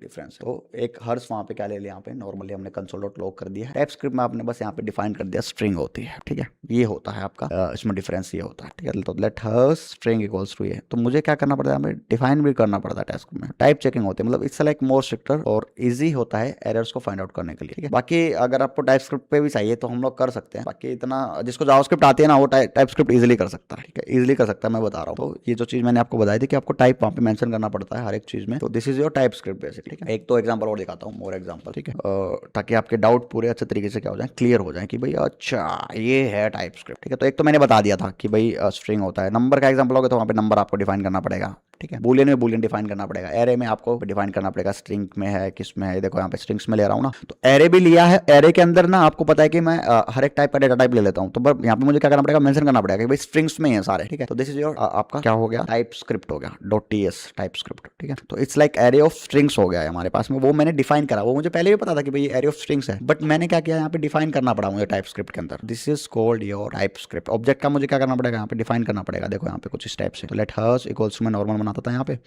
नेम में क्या होगा, स्ट्रिंग हो गया, मतलब हर चीज का जो टाइप है, डेटा का जो टाइप है, मुझे डिफाइन करना पड़ रहा है कि भाई ये नंबर है, ये स्ट्रिंग है, ये वो है, ये वो है, ये वो है, ये वो सारी चीज मुझे क्या करनी पड़ेगी, वहाँ पे डिफाइन करनी पड़ रही है। देखो यहाँ पे एक फंक्शन मैं बनाता था, हर्स में एज एन पैरामीटर लिया यहाँ पे, और जो हर्स की वैल्यू वो एक स्ट्रिंग में आ जाएगी, तो वो यहाँ पे क्या हो जाएगी, टाइप स्क्रिप्ट का होगा। तो जावास्क्रिप्ट सीख लो, टाइप स्क्रिप्ट ईजी है, इतना कुछ कॉम्प्लेक्स में नहीं है चीजें, ठीक है। Coming back to the topic, हम लोग इंस्टॉलेशन की बात कर रहे थे गाइस, ठीक है। तो npm run dev हम लोग क्या करेंगे, कमांड यूज कर सकते हैं इसको इंस्टॉल करने के लिए, हमारे रिएक्ट के प्रोजेक्ट को या रिएक्ट के एप्लीकेशन को इंस्टॉल करने के लिए। चलो अभी हमने बहुत थियोरेटिकल वाली बातें कर ली हैं दोस्तों, अभी हम इस फोल्डर के अंदर है, अभी हमें क्या करना है, टर्मिनल पे जाना है अपने। तो there are various types by using, आप क्या कर सकते हो, एक रिएक्ट ऐप क्रिएट कर सकते हो। तो आपको क्या करना है, ट्रिपल डॉट पे क्लिक करो, टर्मिनल पे चले जाओ, मतलब VS कोड के अंदर आ चुके हो तो ठीक है, न्यू टर्मिनल पे चले जाओ, या फिर कंट्रोल शिफ्ट बैक टिक, इसकी क्या है शॉर्टकट की है। टर्मिनल पे आने के बाद देखोगे जो फोल्डर है इसका मेरा पास पाथ खोल रखा है यहाँ पे, ठीक है, पाथ खोल रखा है टर्मिनल पे, तो लोकल पाथ है मेरा सिस्टम के अंदर। अच्छा अब मैं क्या कर रहा हूँ, thank you bro, well explain, या थैंक यू सो मच। तो अब नेक्स्ट क्या है यहाँ पे कि मुझे क्या करना पड़ेगा, नोड पहले तो मैं चेक कर लेता हूँ। देखो बिगिनर्स हो ना, तो भाई जब भी VS कोड ओपन करो एक बार नोड ना चेक कर लो, अगर फर्स्ट टाइम कर रहे हो फिर बिगिनर्स स्टार्टिंग्स में कर रहे हैं तो नोड हमेशा चेक करो कि भाई VS कोड में शो कर रहा है कि नहीं कर रहा है, ठीक है। क्योंकि कई बार क्या होता है, नोड आपने इंस्टॉल कर लिया, VS कोड आपका ओपन था पहले से, उसके बाद आपने नोड इंस्टॉल किया है, फिर यहाँ पे नोड शोकेस नहीं होता, फिर आपका प्रोजेक्ट में एरर आ जाता है, ठीक है। तो वो मत करना, प्रॉब्लम क्रिएट, ठीक है। तो पहले क्या करना है आपको, नोड इंस्टॉल करना है, VS कोड अगर ओपन है तो उसको क्लोज करो, फिर दोबारा से ओपन करो, या फिर अपना सिस्टम को रिस्टार्ट करना, उससे तो प्रॉब्लम सॉल्व हो ही जाएगी, ठीक है। नोड वर्जन चेक कर लो, और फिर npm का भी वर्जन क्या कर लो यहाँ पे चेक कर लो, तो 11.5.2 है, ठीक है। अब नोड क्या होता है और npm क्या होता है, भाई ये मत पूछना आप मेरे से, है ना, आगे वाले में उसमें कि भाई नोड बता दो, ये बता दो क्या होता है, मैंने अच्छे खासे तरीके से आपको बता दिया कि नोड क्या है और npm क्या है बेसिकली, ठीक है। जैसे सिंटेक्स में बताऊंगा आपको, just hold on a second. Node check करने कमांड क्या है, नोड डैश डैश वर्जन, फिर नोड माइनस माइनस वर्जन लिख दो, ठीक है। ये कमांड होती है कि नोड का कौन सा वर्जन इंस्टॉल्ड है, तो इधर कर लो या फिर टर्मिनल पे कर लो, ठीक है। Same goes with npm also, इनका दोनों का वर्जन चेक करना, या फिर नोड लिखो डैश वी लिख दो, क्या हो जाएगा, चेकआउट हो जाएगा कि आपके कौन सा वर्जन यहाँ पे इंस्टॉल्ड है, दैट्स ऑल, और कुछ भी नहीं है, ठीक है। माइनस माइनस वर्जन लिख दो, फिर माइनस वी लिख दो, दोनों एक ही है, अगर आ जाएगा तो मतलब आपने ऑलरेडी इंस्टॉल हो चुका है अच्छे खासे तरीके से, ठीक है। कई बार ये पावर सेल भी इशू क्रिएट कर देता है भाई, लोग जो बिगिनर्स हैं उनको बता देता हूँ मैं, ये पावर सेल इशू क्रिएट कर देता हूँ। यहाँ पे एक एरो है राइट साइड में, कमांड प्रॉम्प्ट सिलेक्ट कर लेना, यहाँ पे नहीं आएगा, या फिर इसके कुछ रूल्स एंड रेगुलेशंस हमें क्या करने पड़ते हैं, चेंज करने पड़ते हैं, ठीक है। तो कई बार आपको ये पावर सेल भी इशू क्रिएट कर देता है, अगर आपके आए तो बता देना मुझे, ठीक है, तो वो भी मैं आपको बता दूंगा कि कैसे हम लोग क्या कर सकते हैं, उसको रिजोल्व कर सकते हैं। तो नोड का वर्जन चेक हो चुका है, अब हम अपनी कमांड को डालते हैं यहाँ पे, अब हम हमारी कमांड को डालते हैं यहाँ पे, ठीक है। कमांड क्या रहेगी हमारे पास, देखो np, ठीक है, npm, इसको थोड़ा सा ना जूम कर लेता हूँ मैं ताकि आपको सही से दिख जाए, npm create wait @latest, बस ये कमांड डाल दो, ये कमांड क्या है डाल दो। उसके बाद क्या करना आपको, नेक्स्ट थिंग क्या करना आपको, ऐप का नाम देना है, इधर क्या आएगा आपके ऐप का नाम आएगा, हर एक प्रोजेक्ट का अलग अलग आपको क्या करना पड़ेगा, मेरा नाम मोहित है भाई, ठीक है। तो आपको क्या करना पड़ेगा, यहाँ पे npm create wait @latest app name यहाँ पे डालना पड़ेगा। अब ऐप नेम में ऐसा नहीं कि ऐप नेम डाल दो, नहीं, जो आप ऐप बना रहे हो फिर जिसके लिए बना रहे हो उसका ऐप नेम डाल दो यहाँ पे, ठीक है। जैसे मैंने डाल दिया यहाँ पे डिजिट्रॉनिक्स मैंने डाल दिया, ऐसे ही मैंने एक नाम ले लिया है, अभी और कुछ मिला नहीं मुझे, तो डिजिट्रॉनिक्स मैंने डाल दिया यहाँ पे, ठीक है। डिजिट्रॉनिक्स मैंने क्या कर दिया यहाँ पे डाल दिया। अब एंटर करूंगा मैं, एंटर करने के बाद मेरे पास क्या करता है, need to install the following packages, आप यहाँ पे वाई कर सकते हो, क्या करना है आपको वाई कर देना है, फिर आप पहले npm को भी इंस्टॉल, जिस समझ में आ रहा है, गुड, ठीक है। तो ओके टू प्रोसीड पे वाई कर दो, ठीक है। पैकेज नेम क्या रहेगा मेरा, डिजिट्रॉनिक्स रहेगा, एंटर कर दो। आपको एक फ्रेमवर्क सिलेक्ट करना है, यहाँ पे क्या करना है, एक फ्रेमवर्क सिलेक्ट करना है, तो क्या करना है, अब हम आपको पता है किस पे काम करें, रिएक्ट पे, तो बस चुपचाप से यहाँ पे एरो से डाउन करो, ठीक है, अप एरो या फिर डाउन एरो से ऊपर नीचे कर सकते हो। जो ग्रीन डॉट आ रहा है वो रिएक्ट पे लाके छोड़ दो और एंटर कर दो।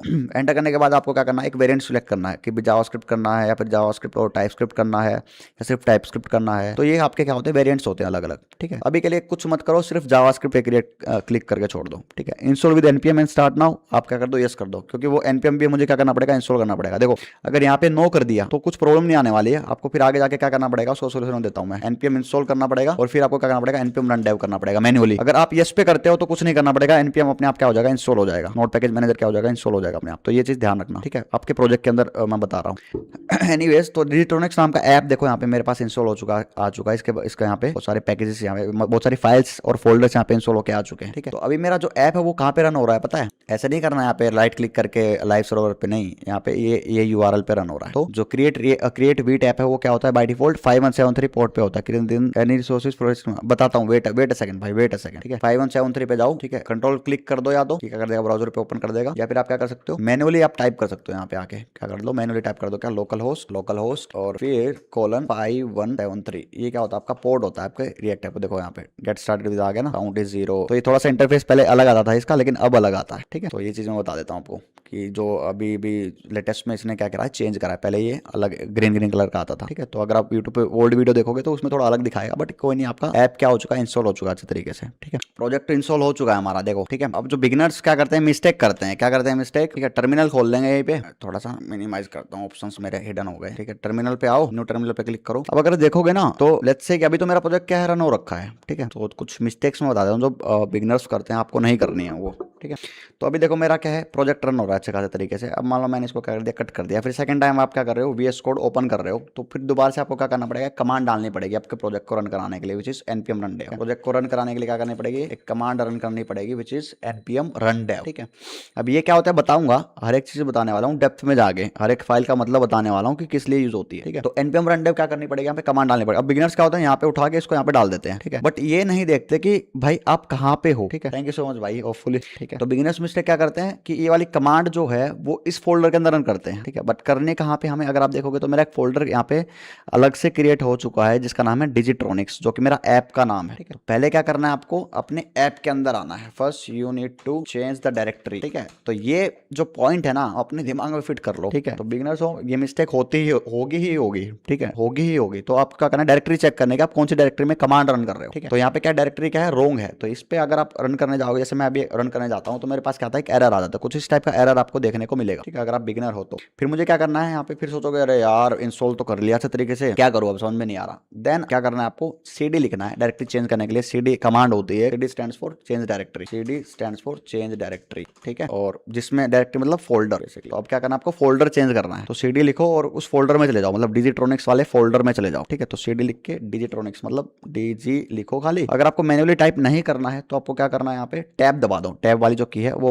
अपने आप ले लेगा ऑटोमेटिक। देखो जितने भी फोल्डर्स होते हैं ना वहाँ पे, उसके अंदर चला गया है, ठीक है। तो क्या लिखना है, cd और उस फोल्डर का नाम लिख दो जिसके अंदर आपको जाना है, यहाँ पे मतलब डायरेक्टरी चेंज करनी है, ठीक है। तो डिजिट्रॉनिक्स में क्या करता हूँ, मैनुअली टाइप करता हूँ और एंटर करता हूँ। देखो इस टाइप की नहीं, क्योंकि मैंने कुछ स्पेलिंग मिस्टेक करी होगी, तो डिजिट्रॉनिक्स है, डिजिट्रॉनिक्स नहीं है। तो यहाँ पे ये स्पेलिंग मिस्टेक ना हो इसलिए क्या करना, cd लिखो, टैब दबा दो। टैब दबाओगे तो वो ऑटोमेटिकली क्या करेगा, वहाँ पे रीड करेगा कि भाई इस फोल्डर के अंदर और कोई फोल्डर है, फाइल है, उनको चेकआउट करेगा वन बाय वन करके, ठीक है। तो एंटर कर दोगे तो क्या हो जाएगा, अब डायरेक्टरी क्या हो चुकी है आपकी, चेंज हो चुकी है, डायरेक्टरी क्या हो चुकी है, चेंज हो चुकी है, ठीक है। तो अब नेक्स्ट स्टेप क्या है, what is my next step. Next step मेरा है ये फोल्डर के अंदर, तो अब यहाँ पे मैं क्या लिखूंगा, npm run dev लिखूंगा। npm क्या करूंगा, run dev लिखूंगा, क्योंकि देखो मेरा ऑलरेडी ऐप चल रहा था एक पर्टिकुलर पोर्ट के ऊपर। वो पोर्ट कौन सा है, 5173। कौन सा पोर्ट है, 5173। देखो अगर मैं इसको कट भी कर दूं और दोबारा से इस पोर्ट पे आऊं, देन मैं यहाँ पे टाइप करूंगा तो मेरा ऐप चल रहा है ना, ऐप चल रहा है मेरा। ये ऐप कब बंद होगा, जब आप अपने VS कोड को बंद कर दोगे या अपने फोल्डर को क्लोज कर दोगे, जब ये बंद होता है, ठीक है।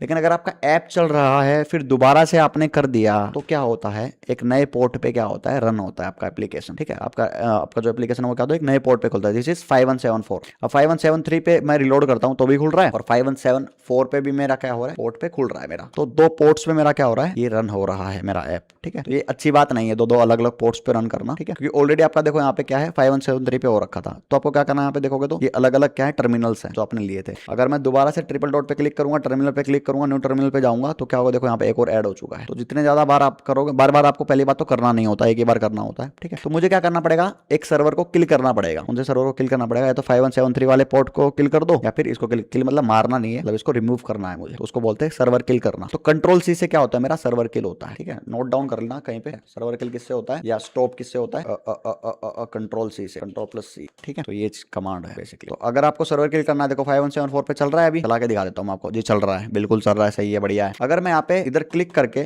5174 वाले पे आ गया, मैं क्लिक करा मैंने, और फिर मैंने क्या कर दिया, कंट्रोल सी कर दिया है, ठीक है। कंट्रोल सी जैसे ही करूंगा तो देखो यहाँ पे ये सर्वर मेरा किल हो चुका है। और अब मैं दोबारा से क्या करता हूँ, इसको रिलोड करता हूँ, और जैसे ही मैंने रिलोड पे क्या करा, क्लिक करा, तो कुछ ऐसा मेरे पास इंटरफेस आ गया, ठीक है। तो बिगनर लोग जो होते हैं हमारे पास, भाई लोग, वो ये मिस्टेक्स करते हैं कि या तो एक पोर्ट चल रहा होता है, दूसरा पोर्ट भी चला देते हैं, कंट्रोल सी कर देते हैं गलती से, और उन्हें पता नहीं चल रहा होता कि भाई मेरा ऐप क्यों नहीं चल रहा है, ठीक है। सर्वर किल मतलब कि देखो, जैसे हमने क्या किया ना, बता देता हूँ आपको, हमने लिखा npm rundev, ठीक है, किस लिए, प्रोजेक्ट को स्टार्ट करने के लिए। तो जब भी आप नए दोबारा से स्टार्ट करते हो, फ्रेश स्टार्ट करते हो अपने प्रोजेक्ट को, जैसे मैंने यहाँ पे छोड़ दिया इसको, अब दोबारा से मुझे क्या करना पड़ेगा, स्टार्ट करना पड़ेगा। तो जैसे मैंने टर्मिनल पे गया, मैंने टर्मिनल पे लिखा npm rundev, तो मेरा प्रोजेक्ट क्या हो जाएगा, स्टार्ट हो जाएगा, ठीक है। प्रोजेक्ट स्टार्ट होने के बाद मेरा क्या है, मतलब सर्वर स्टार्ट हो चुका है, क्या हो चुका है, प्रोजेक्ट स्टार्ट, एक सर्वर स्टार्ट। अब सर्वर कौन सा आपका, लोकल होस्ट, लोकली काम कर रहे हैं अपने सिस्टम के अंदर 5173। अभी क्या होता है, पोर्ट नंबर होता है, क्या होता है, पोर्ट नंबर होता है 5173, ठीक है। अब इस पोर्ट पे क्या होता है, बाय डिफॉल्ट क्या होता है, रन होता है, क्या होता है, बाय डिफॉल्ट रन होता है, ठीक है। बाय डिफॉल्ट क्या होता है, रन होता है आपका कौन सा, रिएक्ट वी टैब जो है रन होता है, ठीक है। इतना समझ में आया। तो अगर आपको क्या कर दिया, कंट्रोल सी कर देते हो, क्या करते हो, तो ये जो सर्वर जो चल रहा होता है ना, ये क्या होता है, किल हो जाता है,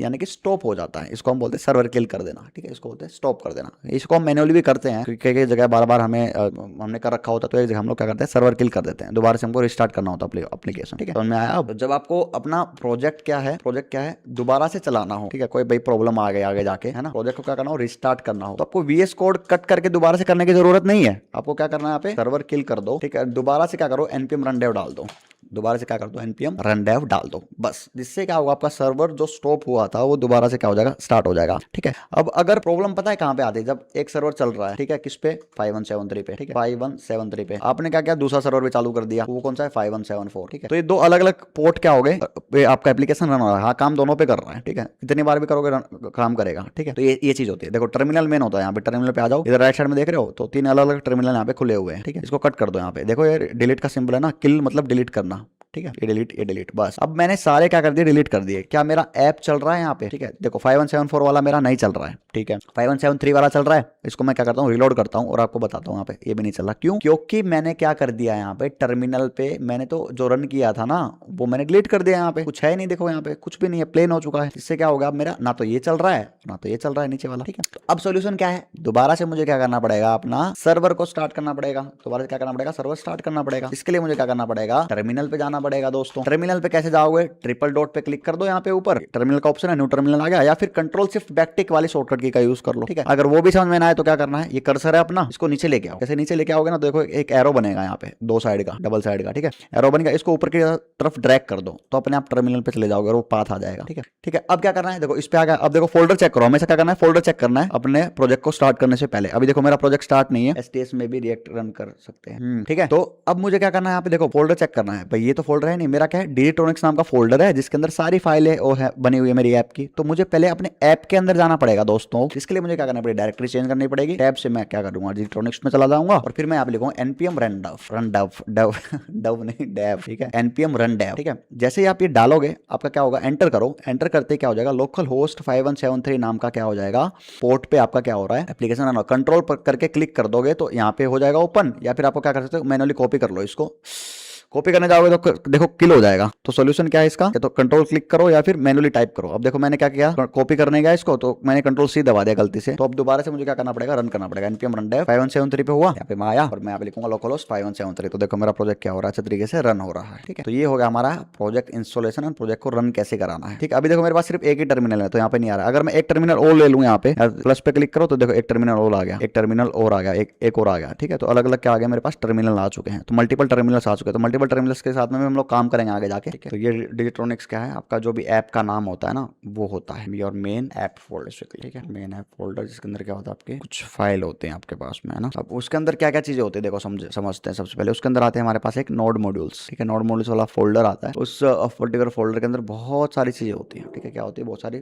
चीजें होती है। वो क्या होती है, डिपेंडेंसीज होती है, क्या होती है, डिपेंडेंसीज या फिर पैकेजेस आप बोल सकते हो यहाँ पे, है ना। जैसे रिएक्ट राउटर हो गया, बूटस्ट्रैप हो गया, सब कुछ यहाँ पे आपके पास में इंस्टॉल्ड होता है यहाँ पे, ठीक है। तो नोड मॉड्यूल्स वाला क्या होता है, इसके अंदर बेसिकली मैं लिखूंगा एक स्टेप अंदर लिखूंगा इसके, नोड मॉड्यूल्स वाला फोल्डर होता है, ठीक है। अब नोड मॉड्यूल्स वाला फोल्डर क्या कहता है, जितनी भी डिपेंडेंसीज है एनपीएम की वो यहाँ पे इंस्टॉल्ड है, all NPM dependencies installed here, ठीक है, इंस्टॉल्ड हियर। फिर सेकंड इसी लेवल पे मतलब क्या आता है आपका एक पब्लिक फोल्डर आता है, क्या आता है एक public folder. Congratulations 400 subscriber, thank you so much man. गाचा proxy Karan, welcome to stream by the way. Public एक फोल्डर होता है, ठीक है, क्या होता है कि फोल्डर होता है हमारे पास में, पब्लिक फोल्डर होता है। पब्लिक फोल्डर किस लिए होता है, ठीक है, पब्लिक के लिए नहीं होता है, ठीक है। कुछ स्टैटिक फाइल्स होते हैं, फिर एसेट्स को रखने के लिए होता है, ठीक है। बेसिकली जो क्या करता है हमारे पास बिल्ड के लिए हम लोग क्या करते हैं, डायरेक्टली कॉपी करते हैं यहाँ पे बेसिकली। तो क्या होता है हमारे पास एक पब्लिक फोल्डर है, तो स्टैटिक एसेट्स के लिए हम लोग क्या करते हैं, यूज करते हैं। अब इस पब्लिक फोल्डर के अंदर बेसिकली क्या होती है, कुछ फाइलें होती है, देखो मैं दिखाता हूँ यहाँ पे। जैसे favicon.svg है, favicon आपको ऑलरेडी पता होगा, आइकन्स हो गए कुछ, यहाँ पे आप क्या कर सकते हो, पुट अप कर सकते हो, ठीक है। तो सैंपल svg फाइल रखनी हो गई आपको कुछ यहाँ पे। फिर कोई भी स्टैटिक फाइल्स अगर आपको रखनी है तो स्टैटिक एसेट्स या फिर static files and folder, static files हो गए, लाइक आइकन हो गया, इमेजेस हो गया, वो यहाँ पे आप क्या कर सकते हो, पुट अप कर सकते हो, कहाँ पे, पब्लिक फोल्डर के अंदर, ठीक है, जिसके अंदर आपका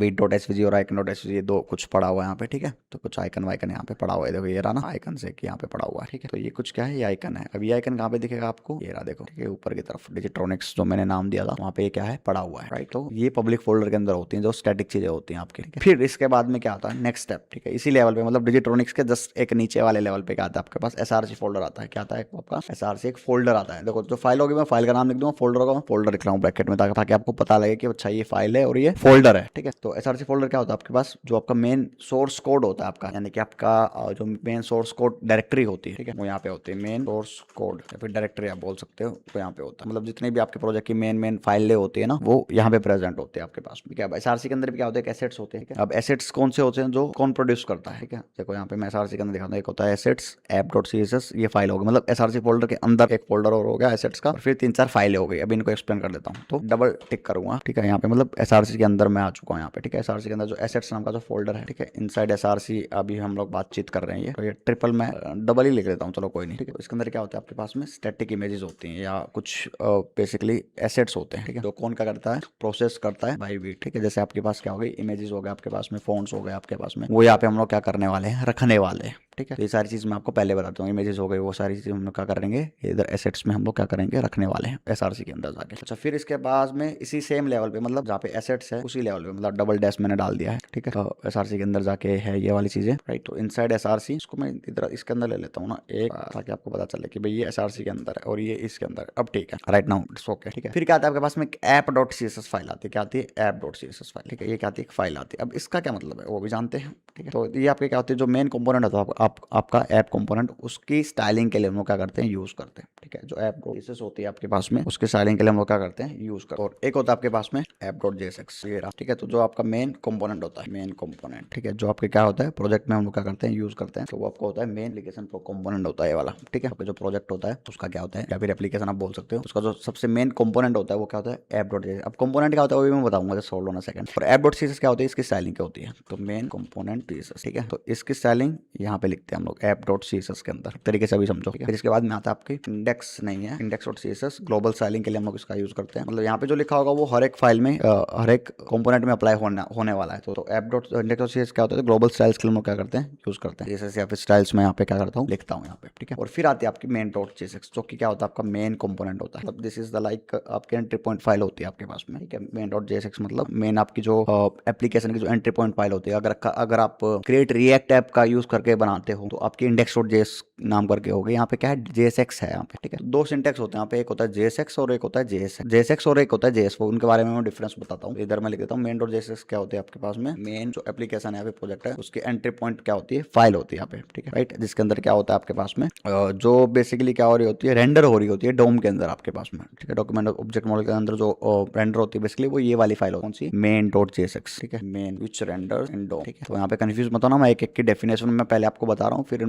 इसका एक फ्लो फ्लो बताता हूँ कि कैसी चीजें क्या करते हैं यहाँ पे वर्क करते हैं। तो कोई भी आपको फोल्डर बनाना होगा यहाँ पे हम लोग बना सकते हैं, है ना। कंपोनेंट्स क्या होता है, वो सारी चीजें क्या होते हैं, उनके बारे में अभी हम लोग पढ़ेंगे, ठीक है। तो ये 4 फाइल है, किस लिए होती है वो मैंने बता दी है, ठीक है। कस्टम फाइल अगर आपको क्रिएट करनी है, कस्टम कंपोनेंट क्रिएट करना, वो एसआरसी के अंदर ही क्या होगा, क्रिएट होने वाला है, ठीक है। इसके अंदर ही क्या हो जाने वाला है, वो क्रिएट होने वाला है। Moving on to the next one. अब क्या है, किस लेवल पे हम लोग, पब्लिक वाले लेवल पे ना। तो गिट इग्नोर क्या है हमारे पास, एसआरसी के जस्ट नीचे वाले लेवल पे। तो जस्ट यहाँ पे एक स्टेप, तो यहाँ पे मेरे पास क्या है, डॉट गिट इग्नोर, ठीक है। तो ये क्या होती है, फाइल होती है, मतलब उसमें वो वाली फाइल के नेम्स होते हैं। What is the difference between app.jsx and main.jsx, बताता हूँ, होल्ड ऑन अ सेकंड। इसका एक मैं वो बनाता हूँ, क्या बोलते हैं, स्ट्रक्चर बनाता हूँ, फिर समझाता हूँ, ठीक है। एक तरीके से समझ लो कि main.jsx क्या होता है, आपके एंट्री पॉइंट फाइल होता है। मतलब यहाँ से अगर आप डिबग कर रहे हो, देख रहे हो कोई भी एप्लीकेशन रिएक्ट का, तो शुरुआत यहाँ से होती है, ठीक है। यही फाइल क्या हो रही होती है, रेंडर हो रही होती है आपके डोम के अंदर। फिर इसके अंदर ये पेरेंट कंपोनेंट होता है आपका, जो सबसे अपर लेवल का जो कंपोनेंट होता है वो ये होता है। तो ये रेंडर होता है इसके अंदर, और ये रेंडर होता है आपके डोम के अंदर, ठीक है। तो ऐसे एक लेवल चलता है, मैं अभी समझाता हूँ, just hold on a second. आपके पास में क्या होती है, एक डॉट गिट इग्नोर क्या होती है, एक फाइल होती है, ठीक है। डॉट गिट इग्नोर फाइल किस लिए हम क्या यूज करते हैं, तो इसके अंदर आपके पास में कुछ आप स्पेसिफाई करते हो बेसिकली, या फिर फाइल्स के नाम डालते हो, जो आपको क्या करना होता है, इग्नोर करना होता है गिटअप पे, या जब गिटअप पे आप जब अपलोड कर रहे होते हो, ठीक है। तो वो वर्जन कंट्रोल पे बेसिकली इग्नोर हो जाते हैं, मतलब वो फाइल अपलोड नहीं होती। जैसे अब प्रोडक्शन के टाइम पे क्या होता है ना कि जैसे यहाँ पे नोड मॉड्यूल्स वाला फोल्डर हम लोग नहीं डालते, तो वहाँ पे देखोगे ना, तो डॉट इग्नोर में क्या लिखा हुआ है, यहाँ पे नोड मॉड्यूल्स हो गया, ये हो गया, ये सारे फोल्डर्स को क्या करते हैं, इग्नोर करते हैं हम लोग, है ना, ताकि ये फोल्डर जाते ही नहीं है। तो इसके अंदर क्या होती है, वो वाली फाइलें होती हैं जो हमें गिटअप पे नहीं डालनी होती, फिर वर्जन कंट्रोल सिस्टम पे इग्नोर होती है। तो इग्नोर वर्जन कंट्रोल, या फिर वर्जन कंट्रोल पे क्या होती है, इग्नोर होती है। वर्जन कंट्रोल मतलब आपका गिटअप वगैरह हो गया, तो उन सब चीजों के लिए हम लोग क्या करते हैं, इसका यूज करते हैं, ठीक है। तो अभी इसलिए किस लिए होती है, बेसिकली कॉन्फ़िगरेशंस के लिए होती है वाली भी एक फाइल, ठीक है। इसके बाद आते हैं हम लोग किसमें, पैकेज.json के अंदर हम लोग क्या करते हैं, यहाँ पे आते हैं। और उसके बाद में क्या आपके पास एक index.html भी है, ठीक है। index.html किस लिए हम लोग यूज करते हैं, ए Rishabh Trivedi, welcome to stream brother, by the way. अभी समझाता हूँ, just hold on a second, है ना। इसका फाइल्स का मैं एक्सप्लेनेशन दे देता हूँ, अभी खत्म होने वाला है। उसके बाद में मैं आपको समझाता हूँ एक स्ट्रक्चर बना के भी क्या चीजें होती है क्या नहीं होती है, ठीक है। तो मेन क्या होती है, आपकी HTML की फाइल होती है।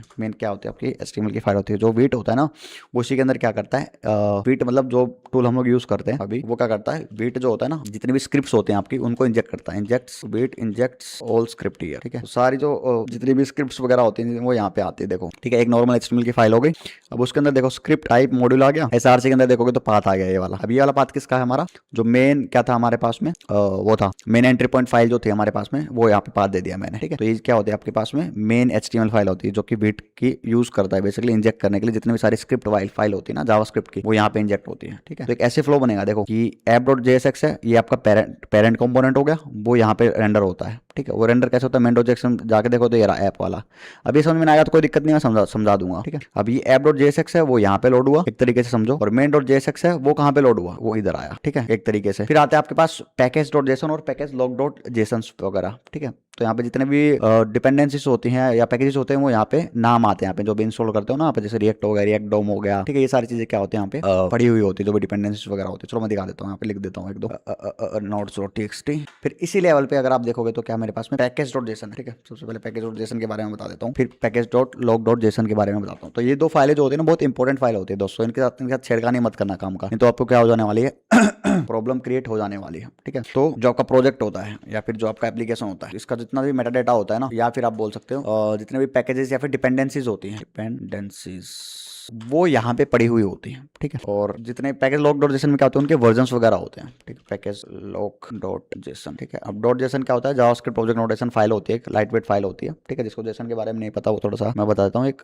जावास्क्रिप्ट की एक लाइट वेट फाइल होती है, बेसिकली एक स्ट्रिंग के फॉर्मेट में होती है, वहाँ पे सारी चीजें पड़ी हुई होती है, ठीक है। तो लाइट वेट फाइल होती है डेटा को ट्रांसपोर्ट कराने के लिए, जेसन के बारे में बता रहा हूँ। और आपके जितने भी डिपेंडेंसीज जो हम यहाँ पे इंस्टॉल करते हैं ना, देखो जैसे यहाँ पे रिएक्ट हो गया, ये हो गया, उनके जो मेन वर्जन्स वगैरह होते हैं और उनके जो लिंक होते हैं वो कहाँ से रिजोल्व हो रहे होते हैं ना, वो सारी यहाँ पे आती है पैकेज log.json के अंदर। जितने भी यहाँ पे नोड मॉड्यूल्स के जितने भी चीजें पड़ी हुई ना, नोड मॉड्यूल्स के जितने भी पैकेजेस वगैरह पड़े हुए हैं यहाँ पे, जितने भी डिपेंडेंसीज वगैरह पड़ी हुई हैं, देख रहे हो ना ये। तो ये नोड मॉड्यूल्स के जितने भी डिपेंडेंसी पड़ी हुई है, फिर पैकेजेस पड़ी है, वो यहाँ पे उनके पास उनकी इन्फॉर्मेशन एक तरीके से इतना समझ लो, उनकी क्या है पूरी इन्फॉर्मेशन यहाँ पे है कि भाई उनका कौन सा वर्जन है, उनकी ओरिजिनल पाथ कहाँ पे है, वो सारी चीजें, वो सारी जो इन्फॉर्मेशन है वो कहाँ पे पड़ी हुई है, वो पैकेज log.json में पड़ी हुई है। तो पैकेज log.json में क्या होती है, जितनी भी आपकी डिपेंडेंसी होती है हैं ऑल डिपेंडेंसी या फिर पैकेजेस, ठीक है, पैकेज डिपेंडेंसीज वर्जन्स लिस्टेड, मैं बता देता हूँ बस सिंपल से, या फिर इन्फॉर्मेशन यहाँ पे क्या होती है लिस्टेड हो रही होती है, ठीक है। इनके एग्जैक्ट जो वर्जन्स होते हैं वो यहाँ पे हमारे पास हम क्या करते हैं लिस्ट करते हैं पैकेज लॉग डॉट जेसन के अंदर, हम नहीं करते बाय डिफॉल्ट, ये होके आ जाता है, ठीक है। I hope you are getting things right. फिर आते हैं आपके पास में Vite dot configure dot JS, ठीक है। तो कुछ वेट के कॉन्फ़िगर फाइल्स होते हैं यहाँ पे, ठीक है, इसके बारे में हम लोग डिस्कस करेंगे। तो कॉन्फ़िगरेशन से रिलेटेड जैसे वर्जन वगैरह कुछ रिलेटेड यहाँ पे हम लोग चीजें कर सकते हैं यहाँ पे, ठीक है। आगे बताता हूँ यहाँ पे कि इसका जो रियल वर्ल्ड यूज केस क्या है, ठीक है। एक होते हैं हमारे पास में readme डॉट एमडी, ठीक है, एमडी। तो प्रोजेक्ट डॉक्यूमेंटेशन के लिए हम लोग क्या करते हैं यूज करते हैं इसका, डॉक्यूमेंटेशन के लिए हम लोग क्या करते हैं यूज करते हैं, ठीक है। इधर आ जाओ, तो कोई काम नहीं इसका, बस डॉक्यूमेंटेशन यहाँ पे बना सकते हो आप, जैसे मैंने यहाँ पे बनाया ना नोट डॉट टीएक्सटी करके, वैसे यहाँ पे आप बना सकते हो readme डॉट एमडी करके, ठीक है। तो ये था आपके पास में जो फोल्डर स्ट्रक्चर था बेसिकली, फोल्डर स्ट्रक्चर, ठीक है। और अब बात करते हैं हमारे पास में कि सबसे जो कंपोनेंट वगैरह क्या होते हैं, इन सब के बारे में बात कर लेते हैं। चलो अभी हम लोग है ना, तो इसमें हमको और भी चीजें पता चलेंगी कि मैं बोल रहा हूँ ना ये कंपोनेंट होता है, ये होता है, वो होता है। तो कुछ चीजें हैं जो अब आपको जाननी पड़ेंगी भाई साहब, ठीक है। तो कुछ बेसिक सी चीजें हैं, राइट। जेएसएक्स सिंटेक्स क्या होता है, कंपोनेंट क्या होता है, इंपोर्ट एक्सपोर्ट का लफड़ा क्या होता है, तो वो सारी चीजें मैं क्या करने वाला हूँ आपको मैं बताने वाला हूँ, ठीक है। तो अगर आपको सारी चीजें पता नहीं तो एक इंडेक्स डॉट एचटीएमएल याद रखो क्या होती है, ये वाली, ठीक है, और ये वाली। इसके बाद मेन डॉट जेएसएक्स याद रखो, ऐप डॉट जेएसएक्स याद रखो, ठीक है। ये सारी चीज के अंदर आएगा, तीन चीजें याद रखो, और एक याद रखो आप पैकेज डॉट जेसन, ठीक है। और मेन कौन सी इसमें स्टाइल्स के लिए हो गई, ये तो सिंपल है, बस ये पैकेज डॉट जेसन याद रख लो। अभी के लिए 4-5 फाइल का नाम भी आप याद रखोगे तो भी आपका काम चल जाने वाला है। ऐसा नहीं कि आपको रट्टा मारना है, बट धीरे धीरे करोगे तो आपके याद हो जाने वाला कि भाई कौन सी फाइल किस लिए हम लोग क्या करते हैं यूज करते हैं, ठीक है। I hope you are getting the thing, ठीक है। फिर उसके बाद में हम लोग क्या करते हैं आगे बढ़ते हैं, moving ahead with the JSX क्या होता है और वो सारी चीजें क्या होती है, हम लोग उस पर हम लोग क्या करते हैं अभी हम लोग शिफ्ट करते हैं, क्या करते हैं शिफ्ट करते हैं। तो कुछ की पॉइंट्स हैं जो मुझे आपको समझाने हैं, तो उस पे आ जाओ, ठीक है, उस पे आ जाओ। तो सबसे पहले रियल डोम वर्सेस एक्चुअल डोम, एक्चुअल तो है रियल और एक्चुअल तो एक ही हो गया, रियल डोम और वर्चुअल डोम, सॉरी। अब रिएक्ट किस में बेस्ड है, वर्चुअल डोम पे बेस्ड है, ठीक है। तो इसका मतलब हम लोग क्या है समझते हैं। अब डोम अगर किसी को नहीं पता है तो वो जावास्क्रिप्ट में जाओ, पहले पढ़ो जाके कि डोम क्या होता है। डोम बेसिकली डॉक्यूमेंट ऑब्जेक्ट मॉडल होता है, ठीक है।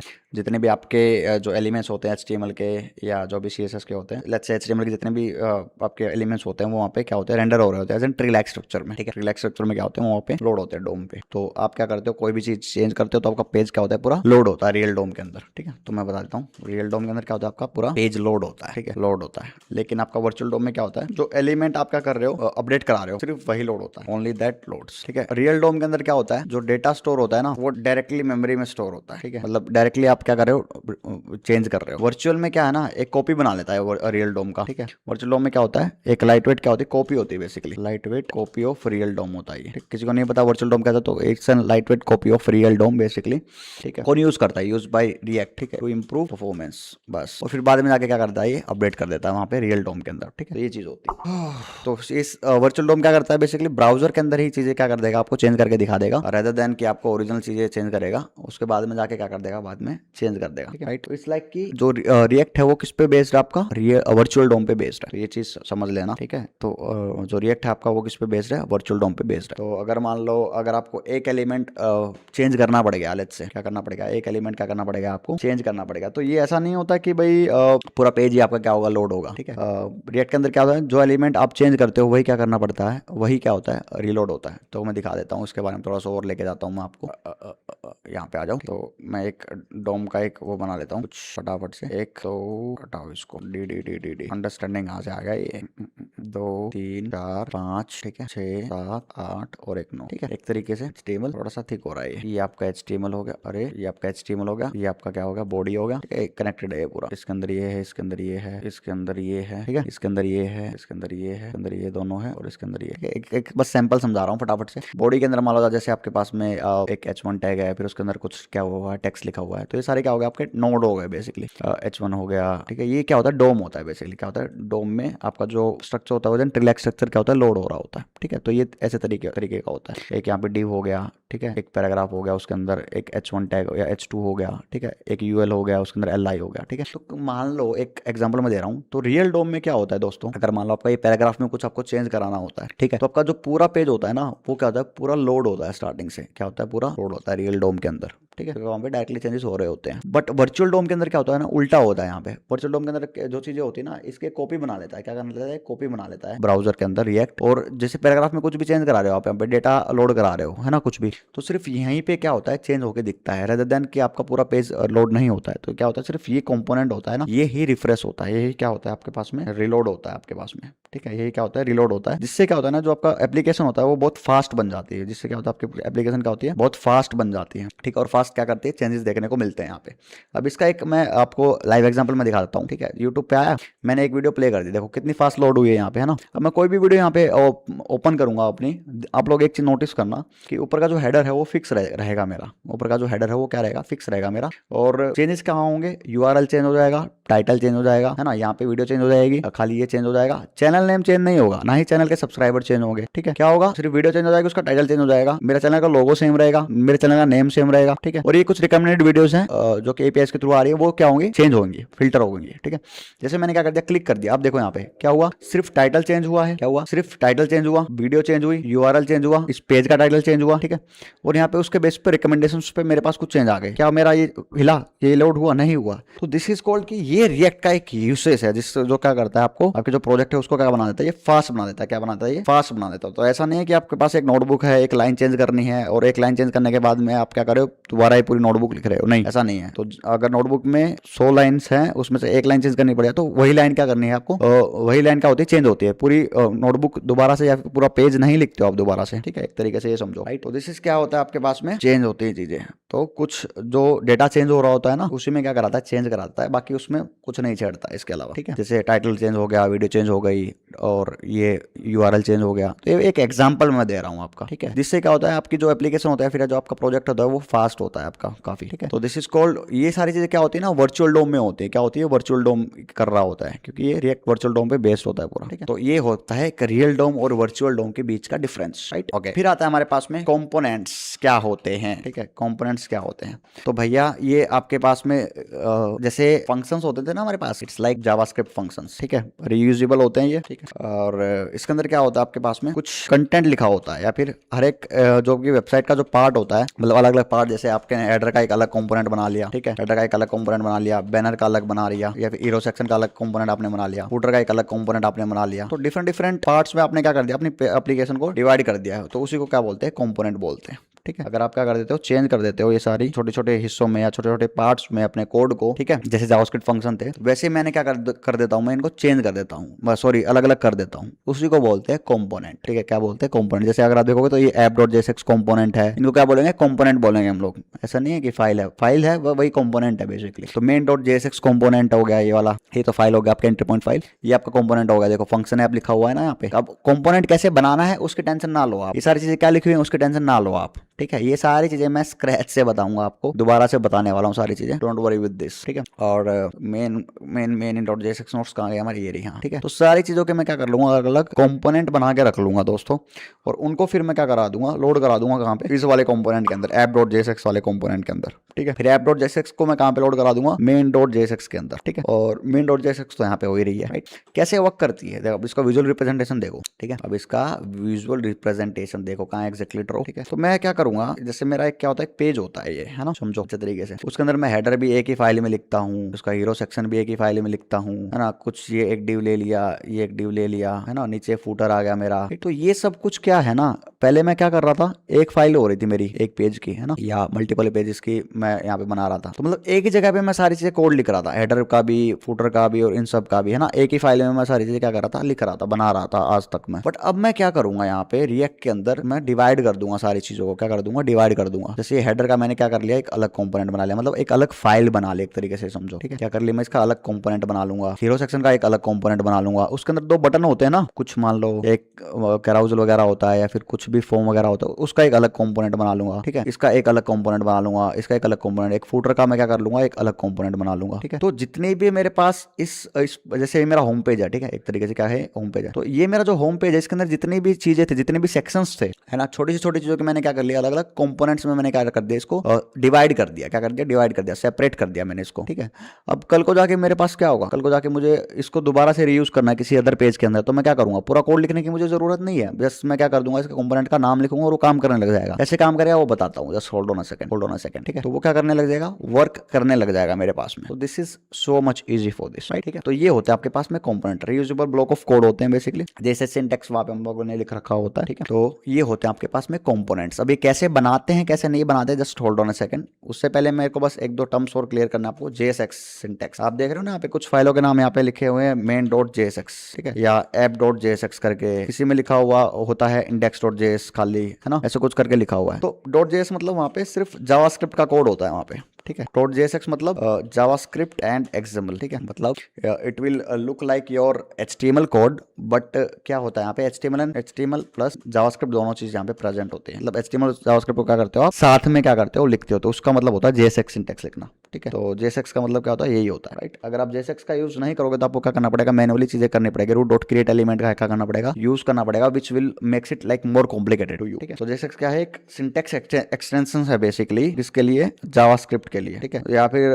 जो जावास्क्रिप्ट को अलाउ करता है, बेसिकली जावास्क्रिप्ट अलाउ करता है कि आप HTML लाइक कोड लिख सकते हो जावास्क्रिप्ट के अंदर, बस इतना समझ लो। तो मैं लिख ही देता हूँ JSX की फुल, वो क्या बोलते हैं, डेफिनेशन में लिखता हूँ। तो इट्स एन फुल फॉर्म तो मैंने बता दिया है, JavaScript and XML, it's syntax extension basically, ठीक है, ठीक है, syntax extension basically for JavaScript, ठीक। जावास्क्रिप्ट की फाइलों को करता है जो बेसिकली करता है, allows developers to write HTML like code inside JavaScript, बस ये है इनसाइड जावास्क्रिप्ट। तो जावास्क्रिप्ट में आप क्या कर सकते हो, यहाँ पे यूज कर सकते हो HTML लाइक कोड, यहाँ पे क्या कर सकते हो आप राइट डाउन कर सकते हो। तो .jsx का एक सिंटैक्स एक्सटेंशन होता है बस।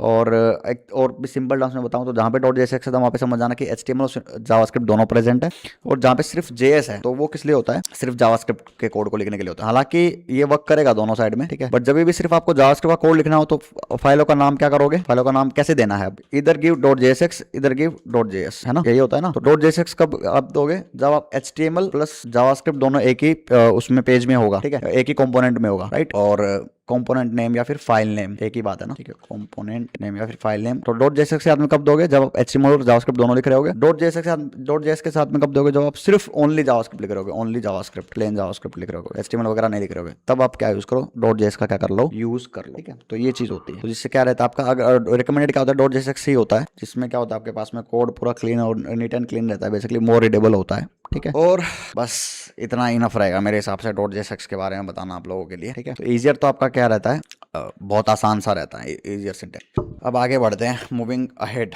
तो इसका मैं वैसे डिफरेंस तो बता सकता हूँ आपको, लेकिन अभी थोड़ा सा कॉम्प्लिकेट हो जाएगा। बेसिकली वहाँ पे आपको मेंशन भी करना पड़ेगा, रहने दो, अभी कॉम्प्लिकेट नहीं करते हैं, ठीक है, हम का कॉम्प्लिकेशन नहीं बढ़ाते हम लोग, राइट। तो अभी हमने जैसे इंस्टॉल वगैरह तो कर ही लिया है, उसके बाद में हम लोग क्या करते हैं, लुकआउट करते हैं, ठीक है। नेक्स्ट स्टेप हमारा क्या रहेगा, हमारे पास में जो कंपोनेंट्स है वो बनाते हैं और वो कैसे रेंडर कराते हैं, वो हम सारी चीजें क्या करने वाले अभी हम लोग चेकआउट करने वाले हैं, ठीक है, चेकआउट करने वाले। एक सेकंड रुको, सेट्स देख लेता हूँ मैं। Hello hello hello, index.css main.jsx। तो देखो अब यहाँ पे मेरे पास क्या हो रहा है, अगर आप देखोगे तो ये ऐसा कुछ लोड हो गया है। अभी गेट स्टार्टेड कहाँ पे लिखा हुआ है, इसको हम लोग क्या करते हैं, फाइंड आउट करते हैं। तो कभी भी लुकआउट करना आपको, फिर चेक करना हो कि आपका कोड भाई कहाँ से है कहाँ से नहीं है, तो आप क्या करोगे, main.jsx पे आप क्या करने वाले हो, जंप आउट करने वाले हो, सीधा क्या कर जाओ आप main.jsx पे चले जाओ, ठीक है। main.jsx पे जाओगे तो क्या होगा, वहाँ पे आपको चीजें पता लग जाएंगी क्या होती है क्या नहीं होती है, ठीक है। हम लोग क्या करने वाले हैं, main.jsx पे हम लोग क्या करने वाले हैं, जंप आउट करने वाले हैं, ठीक है। जब main.jsx में आप लोग जाओगे, जैसे मैं यहाँ पे चला गया हूँ, तो अब आपको देखने को मिलेंगे 3-4 लाइनें हैं। अब ये इंपोर्ट एक्सपोर्ट का लफड़ा मैंने ऑलरेडी बताया था आपको, किसी को नहीं पता है कि फाइल को इंपोर्ट कैसे करना है या एक्सपोर्ट कैसे करना है, वो अगर आपको नहीं पता है तो वो आप लोग आपको सीखनी पड़ेगी यहाँ पे, ठीक है। तो main.jsx है मेरा, ठीक है, उसके अंदर कुछ कोड मेरे पास लिखा हुआ है, जिसमें मैं क्या कर रहा हूँ, यहाँ पे इंपोर्ट करा रहा हूँ एक CSS की फाइल, यहाँ पे करा रहा हूँ एक JSX की फाइल, ठीक है, ये वाला, और कुछ रिएक्ट डॉम क्लाइंट के, मतलब कुछ चीजें मैं यहाँ पे क्या कर रहा हूँ, इंपोर्ट करा रहा हूँ, ठीक है। और फिर क्या कर रहा हूँ, क्रिएट रूट से मैं document.get element by id। अब ये कहाँ से सिलेक्ट हो रहा है पता है, ये बेसिकली जो HTML फाइल है उसको मैं सिलेक्ट करके ले रहा हूँ। यहाँ पे मैंने डिवाइड दिया ना रूट, सब कुछ यहाँ पे इसके अंदर लोड होने वाला है, ठीक है। तो ऐसा नहीं कि मैं यहाँ पे कोड लिखूंगा, ठीक है, तो यहाँ पे कोड हम लोग नहीं लिखने वाले हैं, बिल्कुल भी नहीं लिखने वाले HTML फाइल के अंदर। हम लोग क्या करेंगे, कंपोनेंट से बनाएंगे और वहाँ पे फाइल, मतलब वहाँ पे हम लोग पूरा कोड लिखने वाले हैं, ठीक है। तो अगर आप देखोगे, नोट करोगे, यहाँ पे क्या है, यहाँ पे मैंने सिलेक्ट किया और वहाँ पे मैं क्या कर रहा हूँ, रेंडर करा रहा हूँ। अब स्ट्रिक्ट मोड बेसिकली क्या है, इसको होल्ड ऑन करो अभी के लिए, और ये मेरा हो गया ऐप कंपोनेंट। क्या हो गया मेरा, ऐप कंपोनेंट, मतलब ये वाला कंपोनेंट, ठीक है। अब ये वाला कंपोनेंट क्या होगा, यहाँ पे रेंडर हो रहा है, क्या हो रहा है, यहाँ पे रेंडर हो रहा है। चलो नहीं पता मुझे कि कैसे रेंडर करा, इसको मैं हटा देता हूँ एक बार, इसको भी मैं हटा देता हूँ यहाँ पे, ठीक है। ये index.css को भी मैं खाली कर देता हूँ, नहीं है मेरे पास index.css कुछ भी। app.css भी मेरे पास कुछ भी नहीं, हटा दो, मुझे नहीं चाहिए। app.jsx भी हटा दो, मुझे नहीं चाहिए, मुझे कुछ भी नहीं चाहिए यहाँ पे, ठीक है, कुछ भी नहीं चाहिए। मैं इसको प्लेन कर दे रहा हूँ, देखो मैंने क्या कर दिया, प्लेन कर दिया, कुछ भी नहीं है मेरे पास यहाँ पे। अब अगर आप जाके देखोगे ना तो क्या आने वाला है, कुछ इस टाइप से चीजें आने वाले हैं, देखो, ठीक है। तो स्टाइलिंग तो हट चुकी है इनकी। main.jsx में क्या करता हूँ, इसको सेव कर देता हूँ, ठीक है। पूरा कंटेंट मेरा क्या आएगा, ब्लैंक आ चुका है, ठीक है। मैंने क्या कर दिया, यहाँ पे सब कुछ हटा दिया है, ठीक है। तो क्या है, main.jsx में पड़ी हुई है बस खाली स्ट्रिक्ट मोड के अंदर। अब यहाँ पे मैं कुछ चीजें कराऊंगा, index.css भी हटा दो यहाँ पे, ठीक है। कुछ मत रखो, बस ये एक लाइन रख लो यहाँ पे, ठीक है। क्या, क्रिएट रूट एलिमेंट क्रिएट करा है मैंने, और वहाँ पे मैंने उसको सिलेक्ट किया है, उसके document gate element by ID method से, और रेंडर करा रहा हूँ मैं वहाँ पे चीजें, बस। और अभी आप कुछ मत करो, अगर आप उसको डिलीट कर दोगे तो काम नहीं करेगा। देखो क्रिएट रूट जो है वो मैंने यहाँ पे उठाया डोम के क्लाइंट से, स्ट्रिक्ट मोड मैंने यहाँ से उठाया। अगर यहाँ पे इसको भी कट कर दोगे तो फिर आपकी चीजें प्रॉब्लम, यहाँ पे पूरा ब्लैंक आ जाएगा। देखो इसको भी कट कर दो, देखो पूरा क्या आ गया आपके पास में, ब्लैंक आ चुका है, ठीक है। तो आप क्या कर सकते हो यहाँ पे, तो सबसे पहले क्या करना है आपको, इंपोर्ट क्या करना है आपको, क्रिएट रूट करना है, क्रिएट रूट करना है फ्रॉम रिएक्ट डोम के अंदर, ठीक है। क्लाइंट, और आई थिंक स्पेलिंग सही है ना, क्रिएट रूट की। अब इसको क्या करना है हमें, is defined but never used, अभी हम लोग यूज कर लेंगे इसको, ठीक है। तो ऐसे क्या करना है हमें, यूज करना है, राइट, ठीक है। रिएक्ट डोम के अंदर क्या है, मेरे पास एक क्रिएट रूट नाम की एक चीज पड़ी हुई है। अब इसके अंदर मैं क्या करूँ, document dot gate element by ID, ठीक है। क्या क्या लेके आऊंगा मैं, जो मैंने यहाँ पे कुछ बनाया हुआ है, यहाँ पे एक डिव बनाया है जिसको मैंने आईडी क्या दी हुई है, रूट दी हुई है, फिर इसको कनेक्ट कर दिया script.sr से, मतलब नॉर्मल HTML और जावास्क्रिप्ट फाइल को लिंक कर रखा है, ठीक है। तो main.jsx में आऊंगा मैं, यहाँ पे मैं क्या कर दूंगा, रूट दे दूंगा, ठीक है। और डॉट रेंडर लिख दूंगा मैं, यहाँ पे क्या लिख दूंगा, डॉट रेंडर। अभी क्या करेगा, कुछ चीज़ों को रेंडर कराने वाला है, क्या रेंडर करने वाला है। तो यहाँ पे मैं क्या करता हूँ, अब ये क्या होते हैं ना, ये होते हैं रिएक्ट फ्रेगमेंट्स, क्या होते हैं, रिएक्ट फ्रेगमेंट। और रिएक्ट नोट्स में आ जाओ, ठीक है। अब ये जो होते हैं ना, इनको बोलते हैं रिएक्ट फ्रेगमेंट्स, ठीक है। सॉरी आई गेस, हाँ रिएक्ट फ्रेगमेंट्स, ठीक है, कंफ्यूज हो गया था। और फिर क्या है यहाँ पे, रेंडर मेथड मुझे क्या करनी पड़ेगी, यूज करनी पड़ेगी। और इसके अंदर मैं कुछ चीजें क्या कराऊंगा, प्रिंट कराऊंगा। अब क्या प्रिंट कराऊंगा मैं, क्या HTML लिख सकता हूँ यहाँ पे, मैं लिखने का ट्राई करता हूँ यहाँ पे, ठीक है। हेलो वर्ल्ड मैंने क्या कर दिया, लिख दिया यहाँ पे। क्या मेरा हेलो वर्ल्ड प्रिंट हुआ, नहीं हुआ है मेरे पास हेलो वर्ल्ड, ठीक है। तो HTML तो यहाँ पे लोड हो ही नहीं रहा, HTML तो यहाँ पे क्या है, मेरा वर्क नहीं कर रहा है। अच्छा, फिर क्या करूँ मैं, फिर मैं यहाँ पे आऊंगा app.jsx के अंदर, और app.jsx का मतलब मैं भी आपको कंपोनेंट बनाना सिखा रहा हूँ, ठीक है। किसी को नहीं पता है तो एक नाम दे दो app.jsx, एक कंपोनेंट कैसे बनाते हैं वो मैं बता रहा हूँ। तो क्या करना है, जैसे नॉर्मल जावास्क्रिप्ट फंक्शन बनाते हैं ना, तो वैसे मैं क्या करता हूँ, बना लूंगा यहाँ पे इसको, ऐसे किया, फंक्शन बनाया ऐप, और फिर मैं इसके अंदर क्या करा दूंगा, एक h1 को रिटर्न करा दूंगा, हेलो वर्ल्ड, ठीक है, हेलो वर्ल्ड। और फिर मैं क्या कर दूंगा, एक्सपोर्ट कर दूंगा, क्या कर दूंगा इसको, export default app, that's all. क्या कर दूंगा, एक्सपोर्ट डिफॉल्ट ऐप। अब जिसको इंपोर्ट एंड एक्सपोर्ट का लफड़ा नहीं पता था ना, वो इसको देख लेना, क्लियर हो जाएगा। तो मैंने क्या बनाया, एक मैंने फंक्शन बनाया है app.jsx वाली फाइल में, और यहाँ पे मैं देखो HTML लिख रहा हूँ, तो इसलिए मैंने app.jsx दे रखा है यहाँ पे, ठीक है। और मैं इसको क्या कर रहा हूँ, एक्सपोर्ट कर दे रहा हूँ। अब क्या है, एक ये मॉड्यूल बन गया मेरा, एक तरीके से एक कंपोनेंट बन गया। अब इसको मैं क्या करूंगा, इंपोर्ट करा लूंगा, कहाँ पे, main.jsx के अंदर, यहाँ पे इंपोर्ट करा लूंगा, ठीक है। तो हेलो वर्ल्ड की जगह मैं क्या लिखता हूँ यहाँ पे, कैसे इंपोर्ट कराऊंगा मैं, तो है तो ये एक एलिमेंट है, तो मैं क्या कराऊंगा यहाँ पे, पहले तो उसको इंपोर्ट करा लो, क्या करा लो, इंपोर्ट, किसको इंपोर्ट कराना है मुझे, ऐप को, क्या कराना है, ऐप को इंपोर्ट कराना है। तो मैं क्या करूंगा यहाँ पे, ऐप फ्रॉम ऐप, सिर्फ एंटर कर दो, क्या हो जाएगा, इंपोर्ट हो जाएगा, ठीक है। तो ये नाम मैंने दिया है खुद से, और ये उसका फाइल पाथ होगा भाई, इसी लेवल में से उठा के लेके आओ, ठीक है। अब ये एरर कह रहा है, app is defined but never used. अब ये मैंने एक एक्सटेंशन लगा रखा है एरर्स वगैरह के लिए, आपके में नहीं आएगा, ठीक है। तो मैं अपने एक्सटेंशंस वगैरह भी दिखा दूंगा आपको। तो फिर क्या है यहाँ पे, इन रिएक्ट फ्रेगमेंट्स, या फिर जैसे एलिमेंट को हम लोग लिखते थे ना, वैसे क्या कर दो, यहाँ पे लिख दो ऐप, और इसको क्लोज कर दो। तो कुछ इस तरीके से क्या हो जाएगा, क्लोज हो जाएगा, ठीक है। तो ये क्या होगा, मैंने इसको यूज कर लिया, यहाँ पे क्या कर लिया है, यूज कर लिया है। तो अब देखो क्या मेरे पास हेलो वर्ल्ड प्रिंट होके आया है, इसको मैं रिलोड करता हूँ एक बारी, और app.jsx के अंदर मैं जाता हूँ, ठीक है। देखो रिलोड नहीं हुआ, आईडी, ओ इसको मैंने क्लोज नहीं किया है, ओके, इसको मैंने क्लोज नहीं किया है, इसके यहीं पे क्लोज हो जाएगा, okay okay okay okay okay okay okay okay. Strict mode है, स्ट्रिक्ट मोड था, ठीक है। और ये इसका क्लोज हो गया यहाँ पे, ठीक है। ये लाइन में राइट, तो ये बाय डिफॉल्ट सिंटेक्स को मैंने छेड़ा था, बस ये एक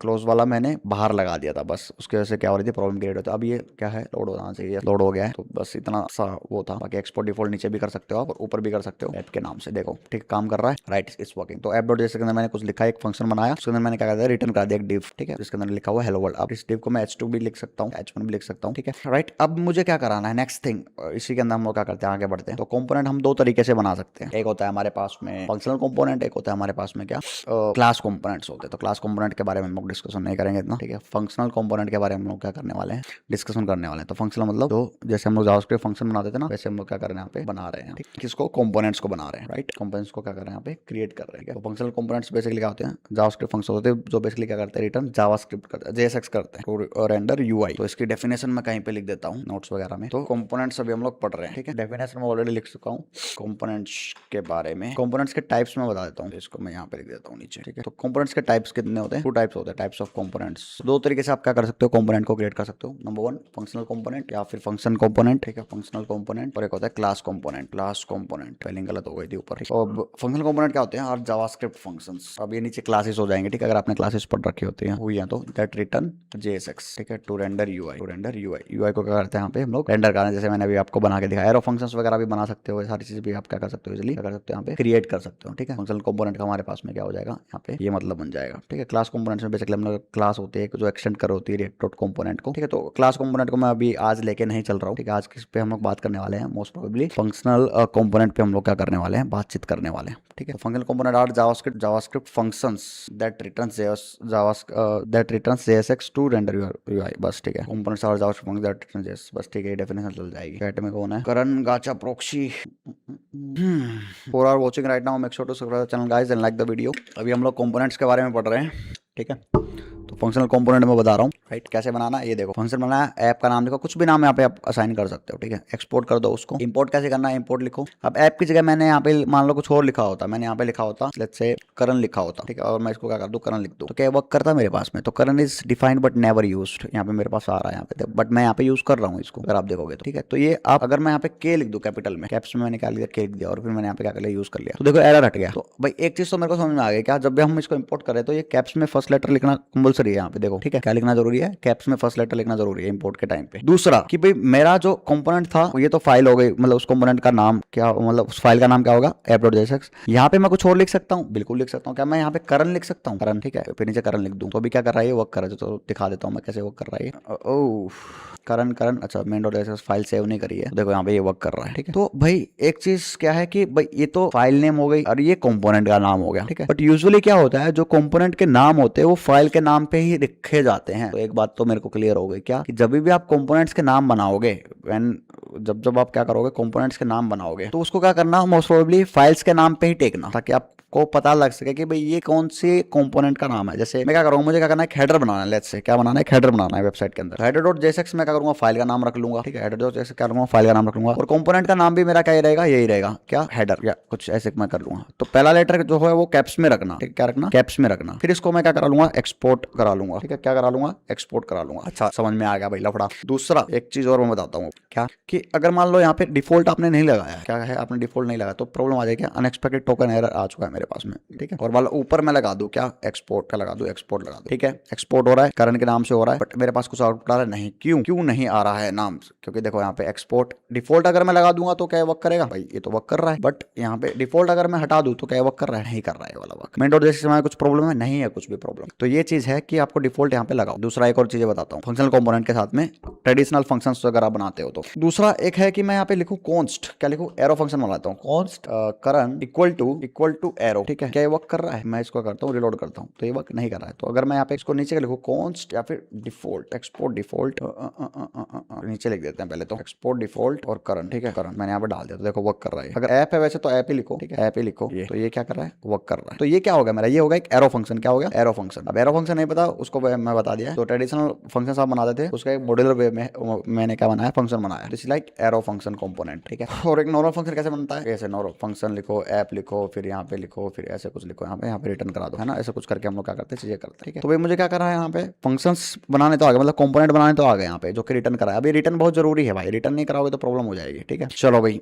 एक प्रॉब्लम तो क्या होगी मेरी, रिजोल्व होगी, क्या मुझे कंपोनेंट बनाने आ चुके हैं, है ना। अब एक कंपोनेंट और बनाते हैं, क्या बनाते हैं, हेडर का कंपोनेंट बनाते हैं, है ना। मुझे क्या करना है, हेडर लिखना है। तो क्या करेंगे, एसआरसी के अंदर आऊंगा, एसआरसी के अंदर एक फोल्डर क्रिएट कर लूंगा, किसका नाम का, कंपोनेंट्स का नाम का, ठीक है। चलो कंपोनेंट्स नाम का फोल्डर मैंने बना लिया। इस कंपोनेंट्स नाम के फोल्डर के अंदर मैं क्या करता हूँ, एक फाइल बनाता हूँ जिसका नाम रहेगा header.jsx, header.jsx, मतलब हेडर का कोड इसमें मेरा रहने वाला, जो भी वेबसाइट में मैं क्या करूँगा, यूज करूँगा, जो हर एक पेज में रहेगा मेरे पास हेडर, उसका मैं क्या कर लेता हूँ, एक अलग से कंपोनेंट बना लेता हूँ, ठीक है। तो सेम चीज है, अगर ट्रेडिशनल मेथड यूज करना है तो वो यूज कर लो कुछ इस टाइप से, जो कि रिटर्न करा रहा होगा। अभी के लिए एक सिंपल टेक्स्ट में रिटर्न करा देता हूँ, which is like this is header component, this is header component, ठीक है। और इसको मैं क्या करता हूँ, एक्सपोर्ट कराता हूँ। एक्सपोर्ट कराना बहुत जरूरी है दोस्तों, एक्सपोर्ट नहीं कराओगे तो फिर दिक्कत आ जाएगी, ठीक है। हेडर बस, राइट। क्या वर्क कर रहा है, नहीं कर रहा है, तो मुझे इसको क्या कराना पड़ेगा, क्या कराना पड़ेगा, इसको इंपोर्ट कराना पड़ेगा। कहाँ पे इंपोर्ट कराना पड़ेगा app.jsx के अंदर। चाहो तो आप यहाँ पे भी करा सकते हो डायरेक्टली, बट app.jsx के अंदर क्या हो, क्योंकि app.jsx जो होता है आपका पेरेंट कंपोनेंट होता है आपका, उसके अंदर जितने भी कंपोनेंट होते हैं वो आते हैं, ठीक है राइट।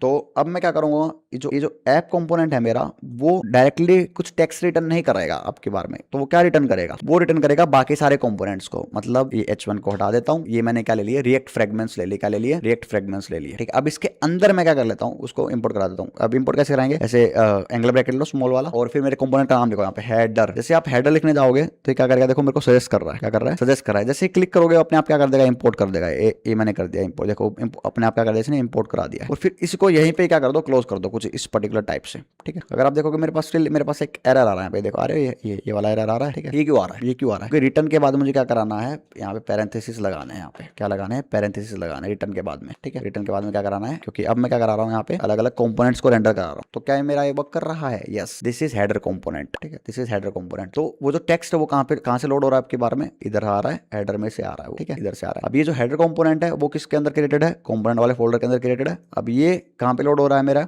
app.jsx के अंदर लोड हो रहा है, ये रहा। और app.jsx कहाँ पे हो रहा है, main.jsx के अंदर लोड हो रहा है, देखो, ठीक है। वैसे करंट नहीं है, इसका नाम मैं रखता हूँ ऐप, ठीक है। तो इंपोर्ट एक्सपोर्ट करा सकते हो अलग अलग नाम से, अगर आप डिफॉल्ट का यूज करते हो तो, ठीक है। तो ये वर्क कर रहा है, कोई प्रॉब्लम नहीं है। तो app.jsx के अंदर देखोगे तो हेडर कंपोनेंट, अब जितने भी कंपोनेंट है, देखो मैंने बताया था कि कंपोनेंट्स क्या होते हैं, रीयूजेबल होते हैं, रीयूजेबल यूआई के पार्ट्स होते हैं बेसिकली। अब अगर मैं इसको क्या करूँ, हेडर को लिख दूँ 50 बार, 1 2 3 4 5 6 7 8 9 10 11 12 13, ठीक है। मैंने क्या कर दिया, 13 टाइम्स मैंने क्या कर दिया, यहाँ पे इसको लिख दिया है। तो मेरे पास क्या है, देखो 13 टाइम्स वो कोड आ चुका है प्रिंट होके। तो बार बार मुझे वो चीज़ लिखने की जरूरत नहीं, बार बार मुझे वो लाइन लिखने की जरूरत नहीं है, ठीक है। बार बार मुझे लाइन लिखने की जरूरत है। चलो मैं एक सैंपल कुछ टेक्स्ट लेता हूँ, give me header component HTML in React, ठीक है, विद स्टाइल्स इन CSS, ठीक है। तो मैं क्या करता हूँ, थोड़ा सा एक HTML लिखवा लेता हूँ उसका। अब HTML ये हमने ऑलरेडी लिखवा रखा है ना। तो मैंने क्या किया यहाँ पे header.jsx में बस सिंपली क्रिएट किया है और ये इंपोर्ट करा ली CSS वाली फाइल, राइट। header.csx के नाम से बना रहा है ये इधर, ठीक है। तो मैं क्या करता हूँ, header.csx के नाम से बना लेता हूँ, राइट। और फिर मैं क्या कर लेता हूँ, यहाँ पे डाल देता हूँ, ठीक है। तो जो ये CSS है वो एक फाइल है बेसिकली, जो मैं सिर्फ इसमें ही इंपोर्ट करा रहा हूँ, क्या करा रहा हूँ, जिसमें इंपोर्ट करा रहा हूँ उसमें क्या होने वाले यूज होने वाले। मैंने कहीं और डाल दिया गया, app.jsx में डाल दिया मैंने, रुको, ठीक है। तो मुझे इसको डालना था इधर, ठीक है। तो अब क्या होगा, अब क्या होगा, अब ये होगा कि जो मेरा कोड था, देखो इतने बार इसने स्टाइल कर दिया, बॉर्डर भी दे देता भाई, ऐसी कौन स्टाइल करता है, ठीक है। तो header.css में जाऊंगा, बॉर्डर मैं खुद दे देता हूँ manually, border 2 pixel solid white के नाम से देता हूँ ताकि सेपरेट हो जाए ये थोड़ा सा। मार्जिन बॉटम दे देता हूँ, चलो 2 पिक्सल 20 पिक्सल, मार्जिन ही नहीं आ रही, क्या बात है। क्लास नेम header.css, इसको मैं लिख देता हूँ, इतनी बार हटा दो, एक बार लो खाली अभी तो देखने के लिए, ठीक है। तो कुछ हिसाब से देखो हेडर बना के दिया इसने मुझे, कुछ नहीं है बस एक नॉर्मल। और हाँ एक चीज रखना, तो नॉर्मल HTML जब आप लिखते थे तो क्लास लिखते थे, यहाँ पे हमें क्या लिखना पड़ेगा, क्लास नेम देना पड़ेगा, ठीक है। तो नॉर्मल notes.txt का है मेरा, नॉर्मल HTML में क्या लिखते थे हम लोग, जब क्लास देते थे तो क्लास लिखते थे, मतलब है ना, एट्रीब्यूट देते थे ना, क्लास एट्रीब्यूट से देते थे सिर्फ क्लास से। अब यहाँ पे क्या है ना, क्लास नहीं है, क्लास नेम करना पड़ेगा। तो इन रिएक्ट क्या हो जाएगा, वो क्लास नेम हो जाएगा, ठीक है। तो जब भी आपको किसी भी एलिमेंट को क्लास देना हो तो क्लास नेम के नाम से एट्रीब्यूट है, ना कि क्लास के नाम से एट्रीब्यूट है। तो एग्जांपल मैं बताऊं अगर आपको, तो एक जैसे H1 है, ठीक है, हेलो मैंने लिख दिया यहाँ पे। और अगर रिएक्ट के अंदर मुझे क्या करना पड़ेगा, इसका यूज करना पड़ेगा, तो मैं क्या करूंगा, यहाँ पे क्लास नेम का यूज करूंगा यहाँ पे, ठीक है। क्या यूज करूंगा, क्लास नेम का यूज करूंगा,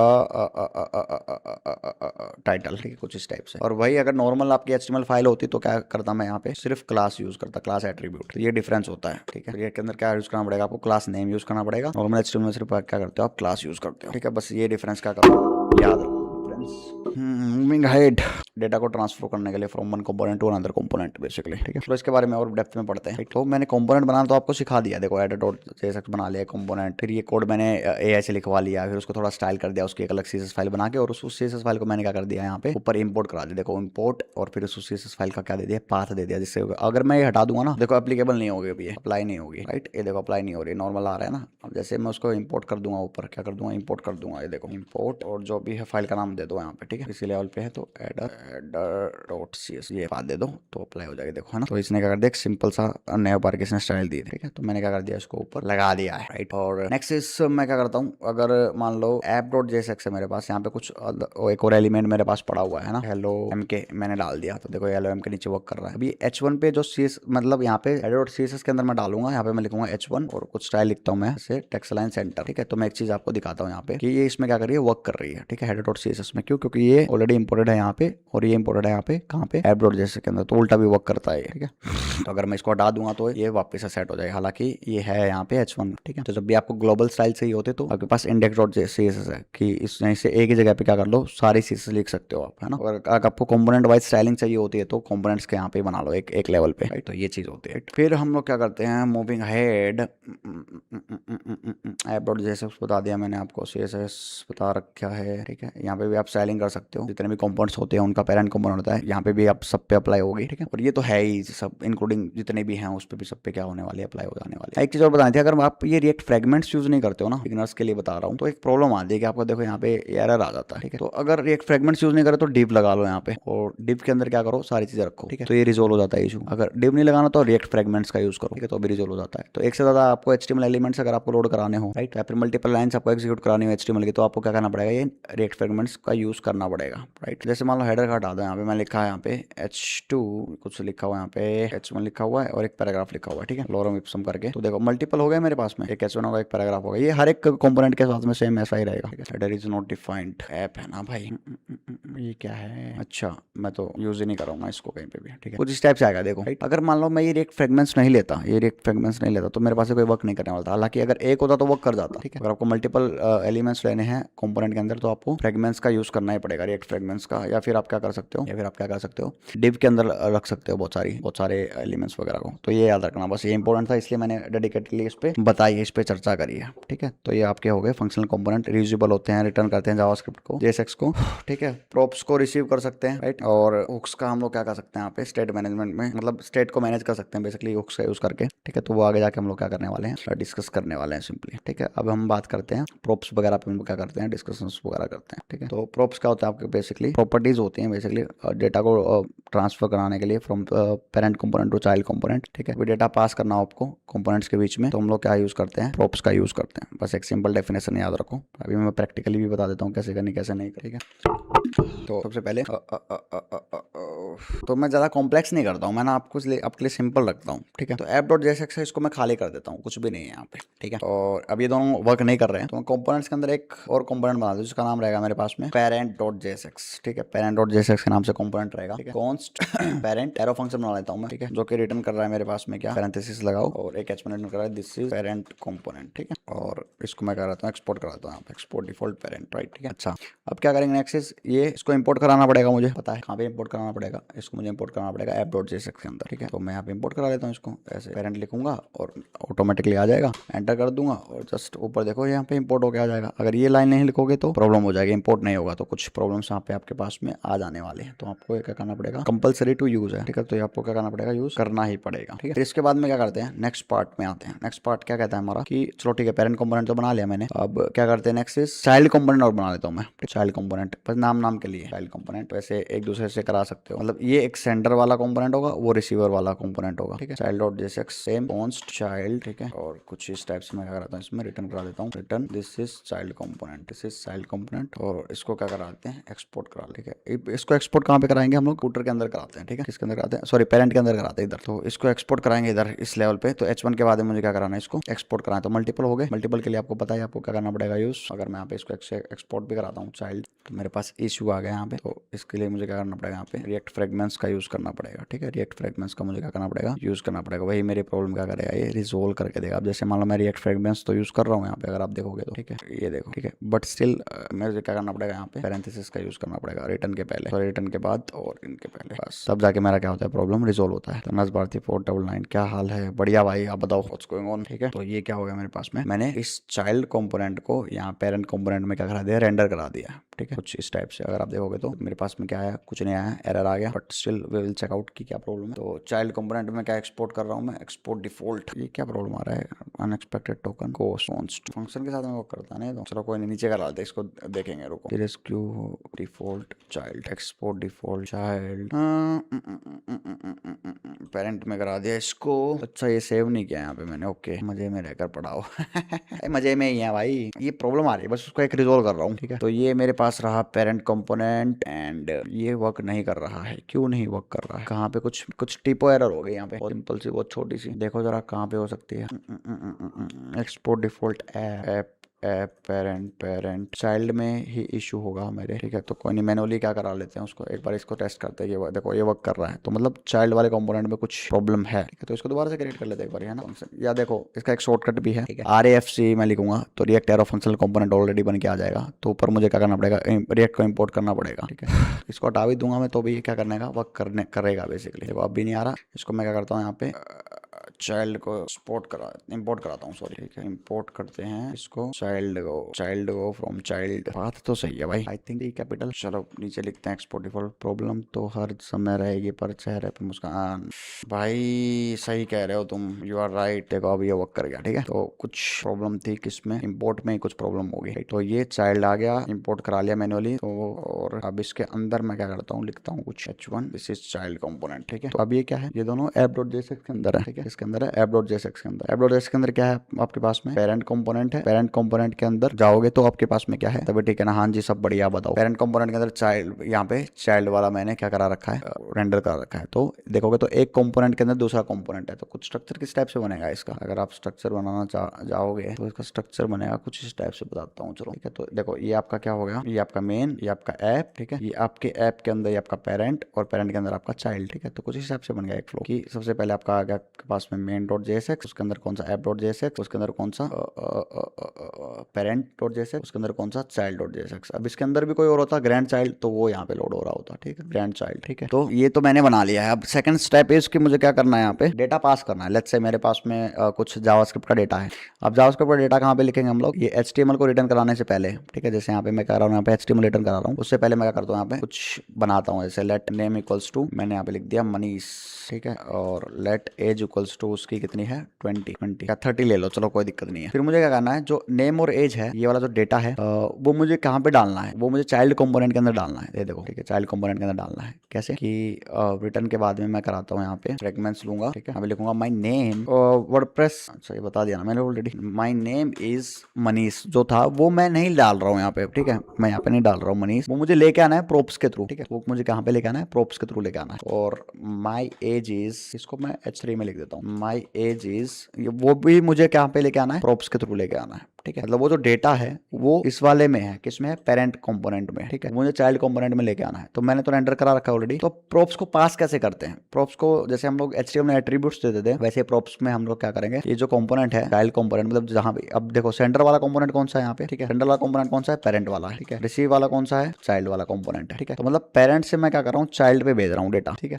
तो मुझे क्या करना पड़ेगा, यहाँ पे ये चाइल्ड लोड करा रखा है। अब मैं यहाँ पे एक एट्रीब्यूट बनाता हूँ, जैसे माई नेम के नाम से, ठीक है। इक्वल्स टू, मैंने यहाँ पे क्या कर दिया है, इक्वल्स टू, मैंने यहाँ पे क्या कर दिया, करली ब्रैकेट के अंदर मैंने डाल दिया नेम, के ऊपर मैंने बनाया था सेम एज इट इज, ठीक है। फिर मैं एक एट्रीब्यूट और बना लेता हूँ, माई एज। तो ये कस्टम एट्रीब्यूट्स में बना रहा हूँ, ठीक है। वो आप कैसे भी बना सकते हो। वहाँ पे वो वाला वेरिएबल डाल दिया एज, ठीक है। मैंने क्या कर दिया, इस जो चाइल्ड कंपोनेंट था जो यहाँ पे रेंडर था, उसमें कुछ एट्रीब्यूट्स बना दिए, और ये जो वेरिएबल था वो मैंने यहाँ पे डाल दिया एज इट इज, ठीक है। 4 आवर से उसको रिप्लाई का वेट कर रहा हूँ, इससे अच्छा लाइव ही देख लेता कुछ नहीं होगा भाई, तेरा मैटर खत्म है भाई, लाइव ही देखो बेटा, तुम कहीं काम तो आती लाइफ में। एनीवेज, तो जो वेरिएबल्स मैंने बनाए थे, जिसके अंदर मेरे पास डेटा है कुछ, मैंने एट्रीब्यूट्स बना लिए और उसमें उनको वेरिएबल्स का नाम पास कर दिया, ठीक है। अब मैं क्या कर सकता हूँ, इधर आऊंगा मैं चाइल्ड में। अब मुझे क्या करना है, यहाँ पे ये देख रहे हो बीच में पैरेंथेसिस, यहाँ पे मुझे लिखना है प्रोप्स। क्या लिखना है, प्रोप्स को यूज करने के लिए, कंपोनेंट प्रोप्स को यूज करने के लिए, ठीक है। माई नेम इज, करली ब्रैकेट्स में लगाऊंगा, मैं लिखूंगा प्रोप्स डॉट नेम, ठीक है। मैं यहाँ पे लगाऊंगा करली ब्रैकेट, ठीक है। मैं इसको क्लोज करूंगा यहाँ पे, प्रोप्स डॉट एज, बस खत्म बात। तो क्या होगा मेरे पास में, माई नेम इज डैश, खाली आ चुका है। कुछ प्रॉब्लम है क्या, अच्छा हाँ, क्योंकि जो एट्रीब्यूट्स की वैल्यू वो है ये वाली माई नेम के नाम से है ना, तो माई नेम और माई एज के नाम से, तो जो एट्रीब्यूट्स मैंने बनाए थे वो यहाँ पे डाल दो बस। तो आपकी क्या करनी, अरे हटाओ यार इसको, क्या है ये। तो देखो माई नेम इज मनीष और माई एज इज 30। अब ये जो चीज है माई नेम इज मनीष, जो मनीष वाला डिपार्टमेंट है, ये अच्छा हुक है अपनी लाइव प्रमोशन करने का तेरी लाइव प्रमोशन कहाँ से हो रही है यहाँ पे। तो माई नेम इज मनीष और माई एज इज 30। अब ये जो मनीष और 30 है, देखो दूसरे कंपोनेंट से आ रहा है, ठीक है। तो इन्हीं को बोलते हैं प्रोप्स, ठीक है। तो डेटा कहीं और था, जा कहीं और रहा है चाइल्ड में, किन के थ्रू जा रहा है, प्रोप्स के थ्रू जा रहा है। अब जो रिसीविंग कंपोनेंट है वहां पे मुझे प्रोप्स डालना ही पड़ेगा। यहाँ पे जैसे मैं प्रोप्स नहीं डालता, मैंने डाल दिया यहाँ पे करंट, ठीक है। और मैं यहाँ पे यूज कर रहा हूँ क्या, current dot my name, current dot my age. तो क्या वर्क कर रहा है, ये वर्क करेगा। तो ये क्या है, ये प्रोप है, ये क्या है, प्रोप प्रोप्स है, ठीक है। तो प्रोप्स क्या होते हैं भाई, नोट्स में डाल देता हूँ। तो प्रोप यानी कि प्रॉपर्टीज सॉर्ट एंड नाम है, ठीक है। Use to transport data from one component to another. अब जिससे भेज रहे हो मतलब जिससे सेंड कर रहे हो वो क्या होता है, पेरेंट कंपोनेंट होता है, मतलब सेंडर वाला कंपोनेंट होता है। और जिस पे रिसीव कर रहे हो, ठीक है, उसको बोलते हैं चाइल्ड। तो इसके ऐसे भी डेफिनेशन बना सकते हो कि यूज टू ट्रांसपोर्ट या फिर send data, transport data from parent to child component, ठीक है, पेरेंट टू चाइल्ड कंपोनेंट। बस कंफ्यूज मत होना, ठीक है, इसलिए मैंने दोनों डेफिनेशंस बता दी। तो जैसे एक कंपोनेंट से दूसरे कंपोनेंट से भेज रहे हो, तो जो जिससे भेज रहे हो वो आपका सेंडर वाला कंपोनेंट होता है, जिस पे ले रहे हो वो रिसीवर वाला होता है, रिसीवर वाले को चाइल्ड बोलते हैं, सेंडर वाले को पेरेंट बोलते हैं। बस खत्म बात, ये होते हैं प्रॉप्स, ठीक है। कैसे भेज सकते हो, जस्ट सेम एज जैसे हम लोग HTML के एलिमेंट्स को एट्रीब्यूट्स देते थे ना, HTML के एलिमेंट्स को एट्रीब्यूट्स देते थे, सेम तरीके से आप क्या कर सकते हो, प्रॉप्स की वैल्यू पास कर सकते हो। अरे हिंदी में क्यों लिख रहा हूं मैं चलो एनीवेज सीख दिया अभी। तो प्रॉप्स की वैल्यू क्या कर सकते हो, पास कर सकते हो, ठीक है। तो यहाँ पे करंट तो लिखेंगे नहीं, बस मैं सिर्फ प्रॉप्स लिख देता हूँ क्योंकि मैं प्रॉप्स का यूज कर रहा हूँ यहाँ पे, ठीक है। तो प्रॉप्स डॉट माई नेम और माई एज ये क्या कस्टम एट्रीब्यूट थे जो मैंने यहाँ पे बनाए थे, जिसमें मैंने क्या करे थे, दो क्या डाले थे, ये वेरिएबल डाले थे, वेरिएबल डाले थे, जिसके थ्रू क्या होता है, डेटा ट्रांसफर हो रहा था from one component to another component, ठीक है।